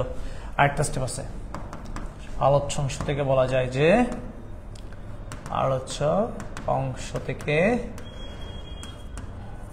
যায় যে সবাই চলে গেছে।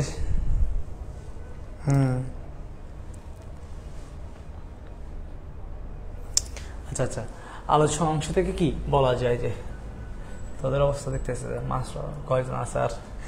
আচ্ছা, শুধু আলোচ্য অংশ থেকে বলা যায় যে দামি স্থির অবস্থায় আয় বৃদ্ধি পেলে চাহিদা বৃদ্ধি পায়, ফলে চাহিদা রেখা ডানে স্থানান্তর হয় অন্যদিকে দাম স্থির অবস্থায় আয় হ্রাস পেলে আয় হ্রাস পেলে হ্যাঁ উপরে চাহিদা রেখা চাহিদা হ্রাস পেলে রেখা বামে স্থানান্তর হয়। মোবাইল নিয়ে যেতে বলছে মোবাইল নিয়ে যেতে বলছে আচ্ছা স্থানান্তর হয়। এটা বুঝতে পারছো কিনা বলো, এই প্রশ্নটা বুঝতে পারছো কিনা বলো, এই প্রশ্নটা পরীক্ষায় আসার মতো একটা প্রশ্ন। এটা ক্লিয়ার কিনা বলো আগে সবাই, এটা সবাই ক্লিয়ার কিনা একটু বলো। যে সবাই ক্লাস করো, আমার রেকর্ড করতে হবে। হ্যাঁ রেকর্ড করিস তুই, তাই বা বলতেছে আমি আসি, টেনশন করিও না। আচ্ছা বুঝতে পারছিস কিনা বল।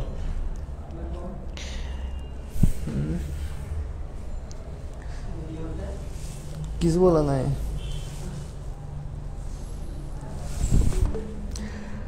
আচ্ছা কি বলছে, প্রবলেম নেই, কি বলতেছে? আচ্ছা প্রবলেম নেই, আপনার ক্লাসগুলো দেখে সব নোট করে নিছি। হ্যাঁ বেশি আচ্ছা ডান বলতেছে, ক্লিয়ার, ওকে ক্লিয়ার। এই প্রশ্নটা খুব সুন্দর একটা প্রশ্ন, বুঝতে পারছি? এই প্রশ্নটা খুব সুন্দর একটা প্রশ্ন,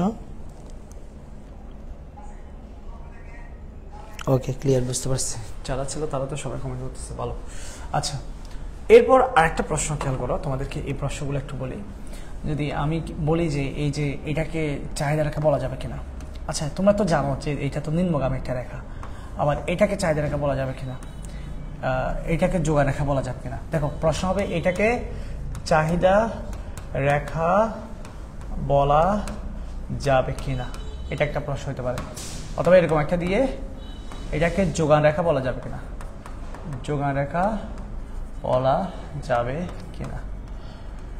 যেহেতু দেখতেছো যে এখানে আমার রেখাটা ঊর্ধ্বগামী এবং দামের সাথে যোগানের, তোরা চলে যাচ্ছস কে? আমার কাজ মাত্রা শেষ, আমার পরীক্ষার কাজ হলো শেষ, আচ্ছা আসবো আপনারা থাকবেন না? আচ্ছা আমরা একটু বলতে পারি। আচ্ছা দেখো এখানে P1 P2 দাম এরকম থাকতে পারে, একটু বড় হচ্ছে তো একটু শিখো, Q1 Q2 এরকম থাকতে পারে। মানে এতদিন তো 10 টাকা 20 টাকা দিয়ে শিখছো, 10 টাকা 20 টাকা এবং 100 একক 200 একক এভাবে শিখছো, সংখ্যা দিয়ে শিখছো। এখন সংখ্যার বাইরে আসো, P1 P2 Q1 Q2 এগুলো হচ্ছে সংখ্যার বাইরে। তো যেহেতু দেখতে পাচ্ছ এটা দাম এবং যোগানের রেখাটা ঊর্ধ্বগামী, তার মানে এখানে সমমুখী সম্পর্ক প্রকাশ পাচ্ছে, সমমুখী সম্পর্ক প্রকাশ পাচ্ছে। তো আমরা জানি যে যোগান রেখার ক্ষেত্রে দাম এবং যোগানের সমমুখী সম্পর্ক থাকে, দাম প্লাস যোগানের সমমুখী সম্পর্ক থাকে, তার মানে এটা হচ্ছে একটা যোগান রেখা। তো এটা কিভাবে বলা যায়, বা এটা দেখতে পাচ্ছ যে আমরা জানি যে দাম এবং চাহিদার বিপরীত সম্পর্ক, দাম এবং চাহিদার বিপরীত সম্পর্ক ঋণাত্মক সম্পর্ক, এবং ঋণাত্মক সম্পর্ক হওয়ার কারণে, বিপরীত সম্পর্ক হওয়ার কারণে আমার রেখাটাও নিম্নগামী হয়। ঠিক আছে, এটাও চাহিদা রেখা, আমি বুঝতে পারতেছি এটা চাহিদা রেখা। But what is the way to make the answer in properly? আমি কিভাবে লিখলে স্যার আমাকে খুব একদম মনের থেকে কোনো ধরনের দ্বিধা ছাড়া স্যার প্রশ্ন দিবে, কিভাবে লিখলে আমাকে প্রশ্ন দিবে? স্টেপগুলো খেয়াল করো। প্রথমে আমি স্টেপে হ্যাঁ না বলে দিব, হ্যাঁ বা না এটা বলে দিব। হ্যাঁ চাহিদা রেখা বলা যায়, যোগান রেখা বলা যায়, বলে দিব। 2 নম্বর, এটাকে চাহিদা রেখা বলার জন্য এই রেখার ঢাল বের করতে হবে, ঢাল নির্ণয় করবা, বা এই রেখার এটাকে যোগা রেখা বলা যাবে কিনা সেটা ঢাল বের করবা। ঢাল বের করার পর ঢাল যদি পজিটিভ হয় তাহলে বলবা যোগা রেখা, হ্যাঁ এটা যোগা রেখা। ঢাল যদি ঋণাত্মক হয় বলবা যে এটা চাহিদা রেখা। যেহেতু ঢাল, এই যে ঢাল দেখে বলবা, তুমি তো আগে বলে দিচ্ছ যে এটা চাহিদা রেখা, তার মানে অবশ্যই চাহিদা রেখার ডালটা হচ্ছে ঋণাত্মক, মাইনাস আসলে চাহিদা হবে এবং প্লাস আসলে যোগান হবে। তার মানে এই চিত্রটা ব্যাখ্যা দেওয়ার জন্য আমরা ঢালের সহযোগিতা নেব। এই চিত্রের ব্যাখ্যা দেওয়ার জন্য আমরা কার সহযোগিতা নেব? ঢালের সহযোগিতা নেব। এই চিত্রের ব্যাখ্যা দেওয়ার জন্য আমরা ঢালের সহযোগিতা বলা যাবে। আচ্ছা যাবে ভাইয়া, হ্যাঁ যাবে যেহেতু সেটা জানি, কিন্তু স্টেপগুলো খেয়াল কর। প্রথমে হ্যাঁ না বলবি, ঢাল নির্ণয় করবি, তারপর হচ্ছে প্রমাণ দেবে। আচ্ছা ঢাল কি জিনিস? ঢাল জিনিসটা একটু পরে দিচ্ছি, তাহলে নেক্সট ক্লাস আমরা এটা বলে দিচ্ছি। ঢাল কি জিনিস, ঢাল বা স্লোপটা পরে দিচ্ছি। ঢাল বা স্লোপ শাহেদ তুই কি ক্লান্ত? আর একটু চা খাওয়া না?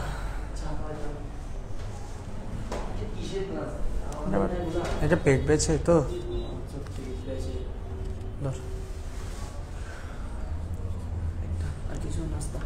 আর কি নাস্তা কি আনবে? একটা চা এরকম ঠান্ডা লাগতেছে না, একটা চা আনবি। আর ওর থেকে গরম দেলু থেকে গরম সিঙ্গারা আছে কিনা দেখিস। আচ্ছা গরম সিঙ্গারা পাইলে আনিস, বা গরম কিছু পাইলে বেগুনি সিঙ্গারা পেঁয়াজ এরকম স্লো বা ঢাল। এটা কাকে বলে? তো ঢাল কাকে বলে? বলা হচ্ছে স্বাধীন চলকের, স্বাধীন চলকের পরিবর্তনের ফলে, স্বাধীন চলকের পরিবর্তনের ফলে। এই কথাটা মনে রাখবা, স্বাধীন চলকের পরিবর্তনের ফলে। অধীন চলকের মানে পরীক্ষার সময় এগুলো তুমি এক লাইনে লিখবা, বাট আমি তোমাকে বোঝানোর জন্য, মনে থাকার জন্য 3 লাইনে বলতেছি। অধীন চলকের পরিবর্তনের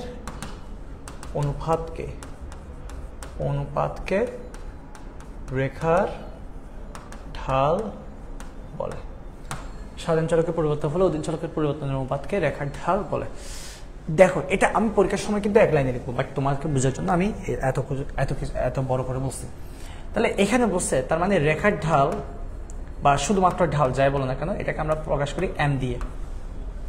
আমরা প্রকাশ করি এম দিয়ে, মনে রাখবা রেখার ঢালকে প্রকাশ করি এম দিয়ে। এটা বের করার সূত্র হচ্ছে একটা অনুপাত। কার অনুপাত? স্বাধীন চলকের পরিবর্তনের ফলে অধীন চলকের পরিবর্তনের অনুপাত। মনে রাখবা যার ফলে হয়, আজকে মনে রাখো প্লিজ, আজকে মনে রাখো যার ফলে, কথাটা কমেন্টে লিখো। যার ফলে সে নিচে, যার ফলে সে নিচে, যার ফলে সে সূত্রের নিচে। তুমি শুধু জাস্ট লিখো যার ফলে সে নিচে, যার ফলে সে নিচে। কার ফলে? স্বাধীন চলকের পরিবর্তন, আর উপর হবে অধীন চলকের পরিবর্তন। তাহলে স্বাধীন চলকের পরিবর্তনের ফলে অধীন চলকের পরিবর্তনের যে অনুপাত, অনুপাত মানে ভাগ, এই অনুপাত মানে ভাগ, এটাকে বলা হয় রেখার ঢাল। এটা হচ্ছে ঢালের সূত্র, এটা হচ্ছে ঢালের সূত্র। কিন্তু এই সূত্র আমরা ইউজ করবো না, এই সূত্র আমরা ইউজ করবো না। আমরা সবসময় যেটা ইউজ করি সেটা হচ্ছে আমরা ঢাল হিসেবে এই সূত্রটা ইউজ করি। ঢালকে আমরা এম দ্বারা প্রকাশ করি, ঢালকে আমরা এভাবে প্রকাশ করি যে লম্বের পরিবর্তন ডিভাইড বাই ভূমির পরিবর্তন। একদম মনে রাখা, একদম সোজা। ভূমি কোথায় থাকে? ভূমি তো নিচে থাকে না, ভূমি নিচে, লম্বের পরিবর্তনের পরে। অথবা এটাকে এভাবে বলে, অনেকে এটা এভাবে বলে যে লম্বের দূরত্ব ডিভাইড বাই ভূমির দূরত্ব, এভাবে বলে। কেমন? লম্বের দূরত্ব বা ভূমির দূরত্ব এভাবে বলে, ঠিক আছে। এরপর আবার অনেকে এভাবেও বলে যে তোমার কিয়া বলে যে ডেল লম্ব ডিভাইড বাই ডেল ভূমি, এভাবে করেও বলে।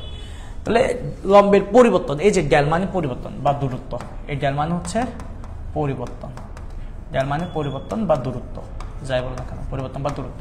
এবং সেটা বের করতে হয়, ডেলের মান বের করতে হয় পরেরটা থেকে আগেরটা বিয়োগ, মানে বর্তমান থেকে আগেরটা বিয়োগ বা পরেরটা থেকে আগেরটা বিয়োগ, এভাবে করে বের করতে হয়।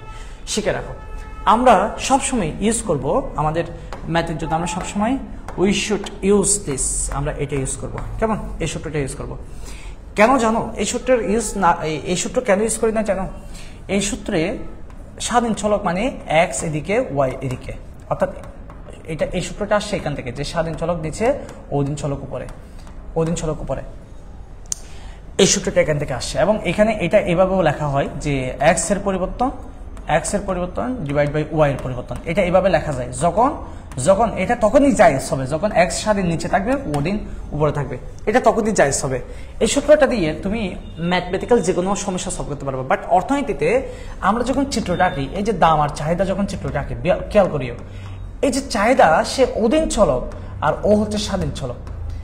দেখো ও অধীন চলক আর ও কি চলক? স্বাধীন চলক। তাহলে এখন আমি যদি এটাকে নিচে দিই তাহলে এটা তো আর স্বাধীন চলকের পরিবর্তন হচ্ছে না, চাহিদার পরিবর্তন। আমি যদি এখান থেকে সূত্র বানাইতে যাই, এই নিচে চলে আসবে, এর উপরে চলে যাবে, তো স্বাধীন উপরে যাচ্ছে গা, অধীন নিচে চলে আসতেছে, সাংঘর্ষিক হচ্ছে না? এই সাংঘর্ষিকতা এড়ানোর জন্য আমরা এই সূত্র ইউজ করবো না, স্বাধীন অধীন ইউজ করবো না, ইউজ করবো না, আমরা ইউজ করবো এই সূত্রটা ইউজ করবো। এই সূত্রটা ইউজ করলে আমাদের আর সাংঘর্ষিক হবে না। আমরা যেটা উত্তর বের করবো সেটাই ঢাল, যার ফলে সে নিচে, হ্যাঁ যার ফলে সে নিচে, ঠিক আছে, গুড।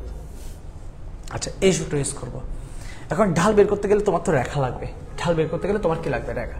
এখন রেখা হচ্ছে চার প্রকার, হয় সে তোমার হচ্ছে ভূমির সমান্তরাল, হয় সে ভূমির সমান্তরাল, মনে করো এ বি, এখানে আমি মনে করি যে 5 দিলাম, এখানে 10 দিলাম, এখানে এখানে হচ্ছে মনে করো 20 দিলাম, এখানে 20 দিলাম, কেমন? এটা হচ্ছে ও এক্স অক্ষ ধরে নাও, এটা হচ্ছে ওয়াই অক্ষ।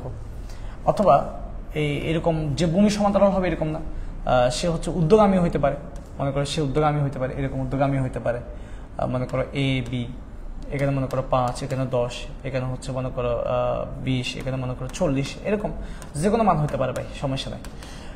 আবার রেখাটা এরকম হইতে পারে যে নিম্নগামী হইতে পারে, নিম্নগামী, এবং একটা নিম্নগামী রেখা আঁকি আগে, এই যে নিম্নগামী হতে পারে, মনে করো এ বি, আর এটা মনে করো যে এটা 6, এটা হচ্ছে 12, আর এটা মনে করো 20, এটা হচ্ছে 30, এরকম করে একটা মান নিলাম, এক্স অক্ষ ওয়াই অক্ষ। আবার এমনও হতে পারে রেখা হচ্ছে লম্বের সমান্তরাল হতে পারে, লম্বের সমান্তরাল হতে পারে, এরকম হতে পারে এ বি, তোমার এখানে 5, এখানে 10, এখানে হচ্ছে 4, যা মান হচ্ছে তা ধরতে পারে, সমস্যা নেই। তাহলে আমার রেখা তোমার কয় ধরনের হতে পারে? একটা হচ্ছে ভূমির সমান্তরাল হতে পারে, একটা ভূমির সমান্তরাল হতে পারে, আবার বক্ররেখা হইতে পারে, বাট আমার এইচএসসিতে বক্ররেখা নাই। আমার রেখা ঊর্ধ্বগামী হইতে পারে, আমার রেখা ঊর্ধ্বগামী হইতে পারে, আমার রেখা নিম্নগামী হইতে পারে, আমার রেখা ভূমির লম্বের সমান্তরাল হতে পারে, লম্বের সমান্তরাল। ঠান্ডা নাই, তুই বলে জানি তো, ইতি বলেনি কিন্তু আনাই আগে। আচ্ছা সমস্যা নেই, দেখ গরম আছে হালকা পাতলা। আচ্ছা লম্বের সমান্তরাল, তারপর ঊর্ধ্বগামী, নিম্নগামী, ভূমির সমান্তরাল, এই 4 প্রকারের রেখাগুলো থাকে বেশিরভাগ ক্ষেত্রে। আচ্ছা চাটা ডাল, চা খাই আগে। আচ্ছা এবার ঢাল বের করার জন্য আমি তোমাকে একটা সিস্টেম বলতেছি, কেমন? আমার এই সিস্টেমটা ফলো করবা। মনে করো আমার এই চিত্র, আমি আমার মতো করে জাস্ট একটা চিত্র নিচ্ছি। ধরে নাও এরকম একটা চিত্র নিলাম, বাদ দাও, নিম্নগামী করে চিত্র নিলাম, এবং ও এক্স অক্ষ, ঠিক আছে, এটা মনে করো 100, এটা মনে করো 200, এটা মনে করো 1000, এটা মনে করো 500, এটা মনে করো 1500, হ্যাঁ এখানে আছে প্রায় 200-300 মতো আছে। আচ্ছা এই যে এগুলো হচ্ছে এই চিত্রটা দিচ্ছে। এখন আমি এটা ঢাল বের করার জন্য আমি স্টেপগুলো লিখে দিচ্ছি। স্টেপ 1 একটা বক্স করো, স্টেপ 2 সূত্র লিখো, স্টেপ 3 খানো তুই একটা খা। স্টেপ 3 বক্স করো, সূত্র লিখো। স্টেপ 3 হচ্ছে মান বসাও। স্টেপ 4 মান নির্ণয় করো। স্টেপ বাই স্টেপ আগাচ্ছি। দেখো নাম্বার 1 একটা বক্স করলাম, বক্সের মধ্যে কে থাকবে? একদিকে লম্বা একদিকে ভূমি। এটা হচ্ছে আমার 1 নম্বর স্টেপ। আমার এখানে এ বি আছে কিনা দেখ, এরকম কাছাকাছি 2টা বিন্দু নিতে হবে, যে কোনো কাছাকাছি 2টা বিন্দু। মনে করো এ আর বি 2টা বিন্দু আমি নিজে থেকে নিলাম, না থাকলে নিজে থেকে নিব, থাকলে তো ভালো। এতে লম্ব কত দেখো, এই জিনিসটা তো লম্ব, এটা বুঝিও, আর এটা তো ভূমি, এটা নিচে থাকো, এটা লম্ব এটা ভূমি। এই বিন্দুতে লম্ব কত বলো তো? লম্ব 100, ভূমি কত? 1500। বি বিন্দুতে লম্ব কত? 200, ভূমি কত? 1000। এভাবে দেখে দেখে আমি লিখবো। 1 ক্লিয়ার? Step 1 clear? বলো 1 বুঝছো কিনা আগে বলো। স্টেপ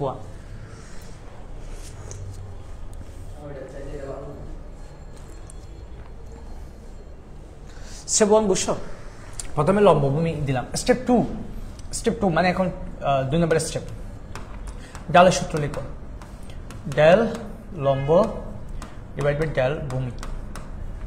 স্টেপ 3 এটা হচ্ছে 3 নম্বরের স্টেপ, এটা 2 স্টেপ। মানে তোমাকে এটা বোঝাচ্ছে এই জন্য সময় লাগতেছে, বাট তুমি এখন মুহূর্তের মধ্যে শেষ করে ফেলতে পারবা। সূত্র লিখো। সূত্র কিভাবে লিখবা? সূত্র লিখে ফেলছো, মান বসাও মানে কি? ডেল লম্ব। এই যে ডেল শব্দের অর্থ কি বুঝলাম একটু আগে শিখেছি না? ডেল মানে পরিবর্তন, বুঝেছ না? পরিবর্তন কিভাবে বের করতে হয়? পরেরটা থেকে আগেরটা বিয়োগ। এখন আমার পরে কত দেখো, এই লম্বের পরে কত? 200, আগে কত? 100। ভূমির পরিবর্তন, এই যে ভূমি, ডেল মানে কি? ভূমির পরিবর্তন। ভূমির পরে কত? 1000, আগে কত? 1500, এটা 1000, এটা 1500। তাহলে কত আসে? স্টেপ এই যে মান নির্ণয় স্টেপ 4 এটা অটোমেটিক চলে আসবে -100 সরি মাইনাস কেন দিচ্ছি আমি, এখানে মাইনাসটা হবে না, এখানে হবে 100, এখানে হবে -500, তাহলে উত্তর হচ্ছে -1/5। এটা ভাগ করলে 1/5 এবং -0.2 আসবে, এটা -0.2, এই যে 0.2 এটা হচ্ছে আমার আনসার, এটা হচ্ছে আমার আনসার। বুঝতে পারছিস? বুঝতে পারছিস? এটা বুঝতে পারছো সবাই? এটা বুঝতে পারলে এই জিনিসগুলো করার চেষ্টা করে।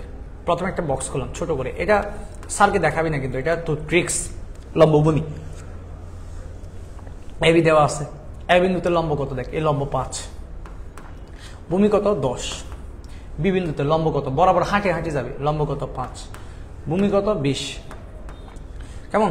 তাহলে ঢাল কত হবে? ঢাল হচ্ছে ডেল লম্ব ডিভাইড বাই ডেল ভূমি।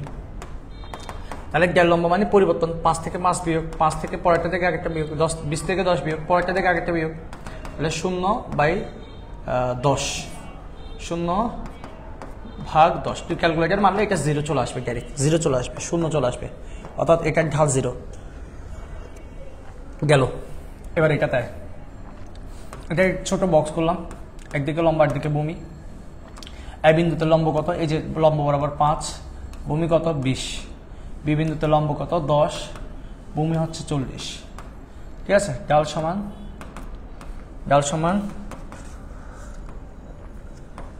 ডেল লম্ব ডেল ভূমি, লম্ব হচ্ছে 10 থেকে 5 বিয়োগ, পরেরটা থেকে আগেরটা বিয়োগ, 40 থেকে 20 বিয়োগ, 40 থেকে 20 বিয়োগ। বক্সটা মাস্ট করবা নাহলে ভুল করে ফেলবা, আমি শিওর। 5 20 এবং হবে 1/4 = 0.25। এরপর আসো, এখানে করতেছি একদিকে লম্বা একদিকে ভূমি। এতে দেখো লম্ব 12, বি তো হচ্ছে 20, ভুল করবা না, 12 20, বরাবর হেঁটে যাবা, বিধি দেখো এটা 6, এটা 30, 6 30, তাহলে ডাল সমান, মেসেজ আসে তালা যাচ্ছে ভাই, মেসেজ তালা যাচ্ছে,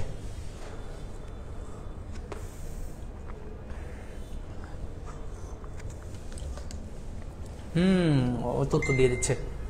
আচ্ছা দেখ, 6 থেকে 12 বিয়োগ আর 30 থেকে 20 বিয়োগ, 6 থেকে 12 বিয়োগ করলে -6, 30 থেকে 20 বিয়োগ করলে 10, তাহলে উত্তর হবে -6/10, যা আসে আর কি। এটা বোধহয় 0.6 আসবে, -0.6, এটা মাইনাস আসছে। এবং এটাতে বের করো, একদিকে লম্বা একদিকে ভূমি। এতে লম্ব কত 5, ভূমি কত 4, বিতে লম্ব কত 10, এই বি বরাবর নিচে আসতো, ভূমি কত 4। দেখে লিখবা ভাই প্লিজ, দেখে লিখবা। ঢাল সমান ডেল লম্ব ডেল ভূমি, 10 থেকে 5 বিয়োগ, 4 থেকে 4 বিয়োগ, উপরে 5 নিচে 0। এটা ভাগ করলে আবার দেখো, উপরে 0 থাকলে নিচের সংখ্যা থাকলে এটা 0 আসে, এটা থাকলে দেখবা যে ক্যালকুলেটারে বলতেছে আমি জানি না, মানে অসংজ্ঞায়িত বা তোমার হচ্ছে ইনফিনিটি দেখাচ্ছে, এরর দেখাচ্ছে, এরকম হলে ইনফিনিটি। এবং তুমি এখান থেকে একটা সিদ্ধান্ত নিতে পারো, যে কোনো ভূমি সমান্তরাল রেখার ঢাল, নিশ্চিত 0 হবে, যে কোনো ভূমি সমান্তরাল রেখার ঢাল 0 হবে, এবং ঊর্ধ্বগামী রেখার ঢাল নিশ্চিত ধনাত্মক হবে, নিম্নগামী রেখার ঢাল নিশ্চিত ঋণাত্মক হবে, এবং লম্বে সমান্তরাল রেখার ঢাল নিশ্চিত অসীম হবে। স্টেপ বাই স্টেপ আগালে ইজিলি পারবা। তাহলে আমি এগুলো মন্তব্যগুলো লিখে দিচ্ছি। ঢাল নিয়ে যত কথা, 1 নম্বর, যে কোনো ভূমির সমান্তরাল রেখার ঢাল, 0 2 নম্বর, যে কোনো লম্বের সমান্তরাল, আগে এগুলো লিখে ফেলি কেমন, লম্বের সমান্তরাল রেখার ঢাল অসীম। তারপর হচ্ছে যে কোনো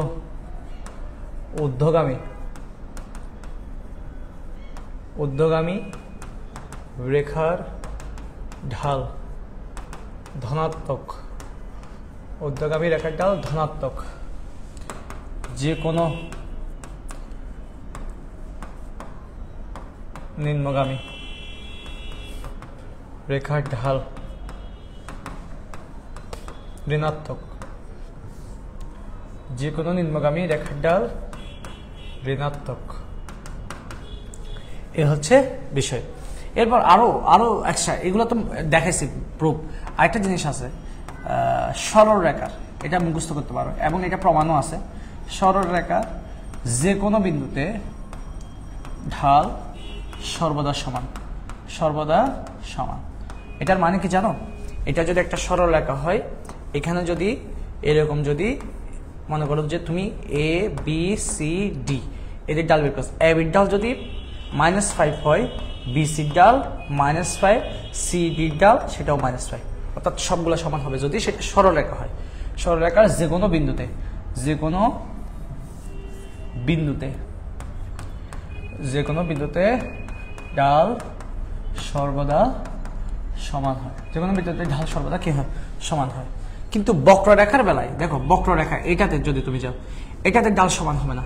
বক্ররেখায়, বক্ররেখা এটা হচ্ছে বক্ররেখা, কেমন? এটা হচ্ছে বক্ররেখা। বক্ররেখা ঢাল সমান নয়, সমান নয়। কেন সমান নয়? কারণ বক্ররেখা ঢাল বের করতে গেলে তোমাকে এদিকে একটা স্পর্শক আঁকতে হবে। খেয়াল করো, তোমাকে স্পর্শক, এদিকে একটা স্পর্শক, এদিকে একটা স্পর্শক। তো দেখা যাবে এই দেখো তোমার এই রেখাটা যে খাড়া, এটার ঢাল বেশি, এটার ঢাল বেশি। আবার এই রেখাটা যে একটু শোয়ানো আছে, এটার ঢাল একটু কম। তাহলে একদিকে বেশি, একদিকে কম, একদিকে বেশি, একদিকে কম। তাহলে বক্ররেখার ঢাল সমান নয়, মনে রাখবা। বক্ররেখার ঢাল সমান নয়। কেন? কেন? কারণ বক্ররেখার ঢাল নির্ণয় করতে হয় স্পর্শক, স্পর্শক থেকে। কোথা থেকে? স্পর্শক থেকে। এক্ষেত্রে অঙ্কিত স্পর্শক, এক্ষেত্রে অঙ্কিত স্পর্শক বেশি খাড়া বা কম খাড়া, এই আওয়াজটা কর, কম খাড়া হতে পারে, ফলে ঢাল কম বেশি হয়, কম বেশি হয়। ঠিক আছে? তুমি যখন এদিকে স্পর্শক আসবা, এখান থেকে ঢাল বের করতে পারবা, আবার এদিকে স্পর্শক আসলে এখান থেকে ঢাল বের করতে পারবা। তো এইভাবে করে আমরা ঢালটা বের করি। সেক্ষেত্রে দেখো এটা বেশি খাড়া, ঢাল বেশি, এটা কম খাড়া, ঢাল কম। তো সেক্ষেত্রে দেখা যায় বক্ররেখার ঢাল সমান হয় না, বক্ররেখার ঢাল সমান হয় না। ক্লিয়ার? বক্ররেখার ঢাল সমান নয়, ঠিক আছে, সমান হয় না। রাইট। তাহলে স্পর্শক যেহেতু ঠিকঠাক দেয় এই জন্য। আর তোমাদেরকে একটা বলছি, ওই যে এক্স দূরত্ব লম্ব দূরত্ব, এই যে সূত্রটা, এই সূত্রটা ইউজ করতেছে না কেন? কারণ এই সূত্রটা হচ্ছে ম্যাথমেটিক্যালি কার্যকর, এটা ম্যাথমেটিক্যালি কার্যকর। এবং এটার একটা সংজ্ঞাও আছে। এক্স এর ওয়াই এর দূরত্বকে এক্স এর দূরত্ব ও ওয়াই এর দূরত্বের অনুপাতকে কি বলে? অনুপাতকে ঢাল বলে, অনুপাতকে ঢাল বলে। এক্স এর দূরত্ব ওয়াই এর দূরত্বের অনুপাতকে ঢাল বলে। কথাটা কে বলছে? লিপসি। কথাটা বলছে কে বলতো? লিপসি বলছে, লিপসি। এবং এখানে একটা এরকম এমসিকিউ হয় যে ভূমির দূরত্ব এবং লম্বের দূরত্ব কি? ভূমির ও লম্বের দূরত্বের অনুপাত, ভূমির ও লম্বের দূরত্বের অনুপাতকে ঢাল বলে। ভূমি ও লম্বের দূরত্বের অনুপাতকে ঢাল বলে। ঠিক আছে? এরকম করেও প্রশ্ন দিতে পারে, ভূমি ও লম্বের দূরত্বের অনুপাতকে ঢাল বলে। তাহলে ঢাল নিয়ে একটা প্রথমে আমরা নিজের মতো শিখছি, লিপসি কি বলে শিখছি, এমসিকিউতে কি আসতে পারে সেটা শিখলাম, সিকিউতে ঢাল বের করতে বলে কিভাবে বের করবে সেটা শিখলাম। এরপর ঢাল নিয়ে যত কথা সেগুলো বললাম, এবং তোমার এখানে পরীক্ষায় ঢাল তোমার নির্ণয় যদি করতে বলে, এই যে ঢাল যদি নির্ণয় করতে বলে, মনে করো ঢাল যদি নির্ণয় করতে বলবে, হয় তোমাকে রেখা থেকে বলবে, নাহলে সমীকরণ থেকে বলবে। হয় রেখা থেকে বলবে, নাহলে সমীকরণ থেকে বলবে। এই যে রেখা থেকে, এরকম যে কোনো রেখা থেকে আঁকতে গেলে স্টেপ বাই স্টেপ ফলো করে ঢাল বের করবো রেখা থেকে। আর সমীকরণ থেকে একদম সোজা, মনে করো কিউ ডি সমান tan - 2p, অথবা কিউ এস সমান -4 + 4p, অথবা কিউ এস সমান -6 + 6p, অথবা কিউ ডি সমান 50 মাইনাস 5p এরকম যদি বলে একদম সোজা, এখান থেকে ঢাল বের করে একদম সোজা। তুমি জাস্ট এই যে p এর আগে এটা কত আছে -2, এই -2 হচ্ছে ঢাল, -2 হচ্ছে ঢাল। এই p এর আগে কি আছে +4, এই +4 হচ্ছে ঢাল, একদম সোজা। এই p এর আগে কি আছে +6 হচ্ছে ঢাল।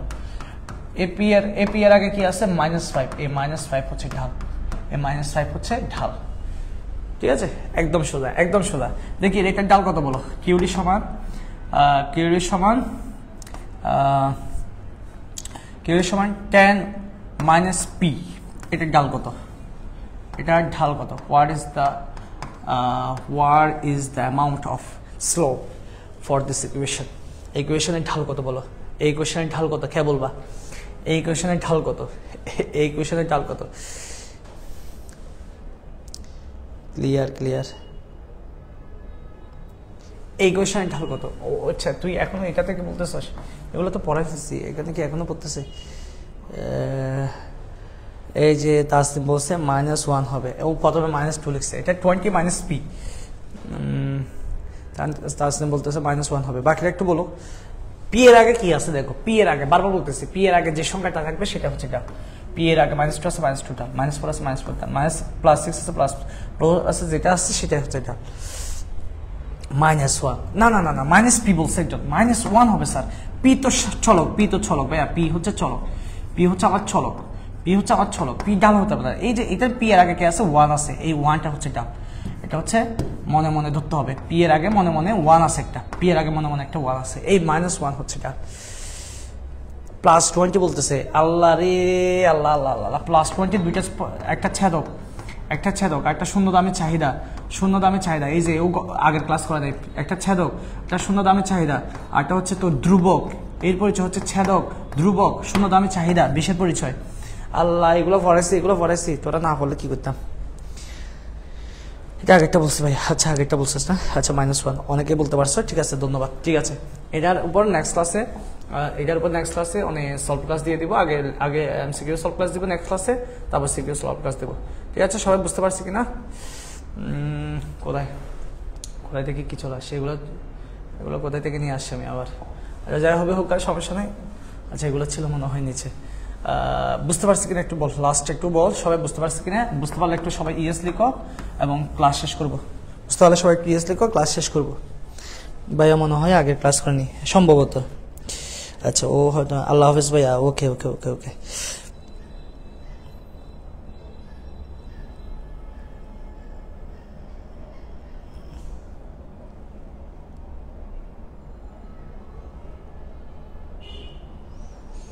ওকে, শিহাব বলতেছে ইয়েস, বাকিটা ইয়েস বলবো আশা করি, কারণ এখানে তো না বোঝার কিছু নাই, একদম ইজিলি বুঝাই দিচ্ছি শর্টকাটে।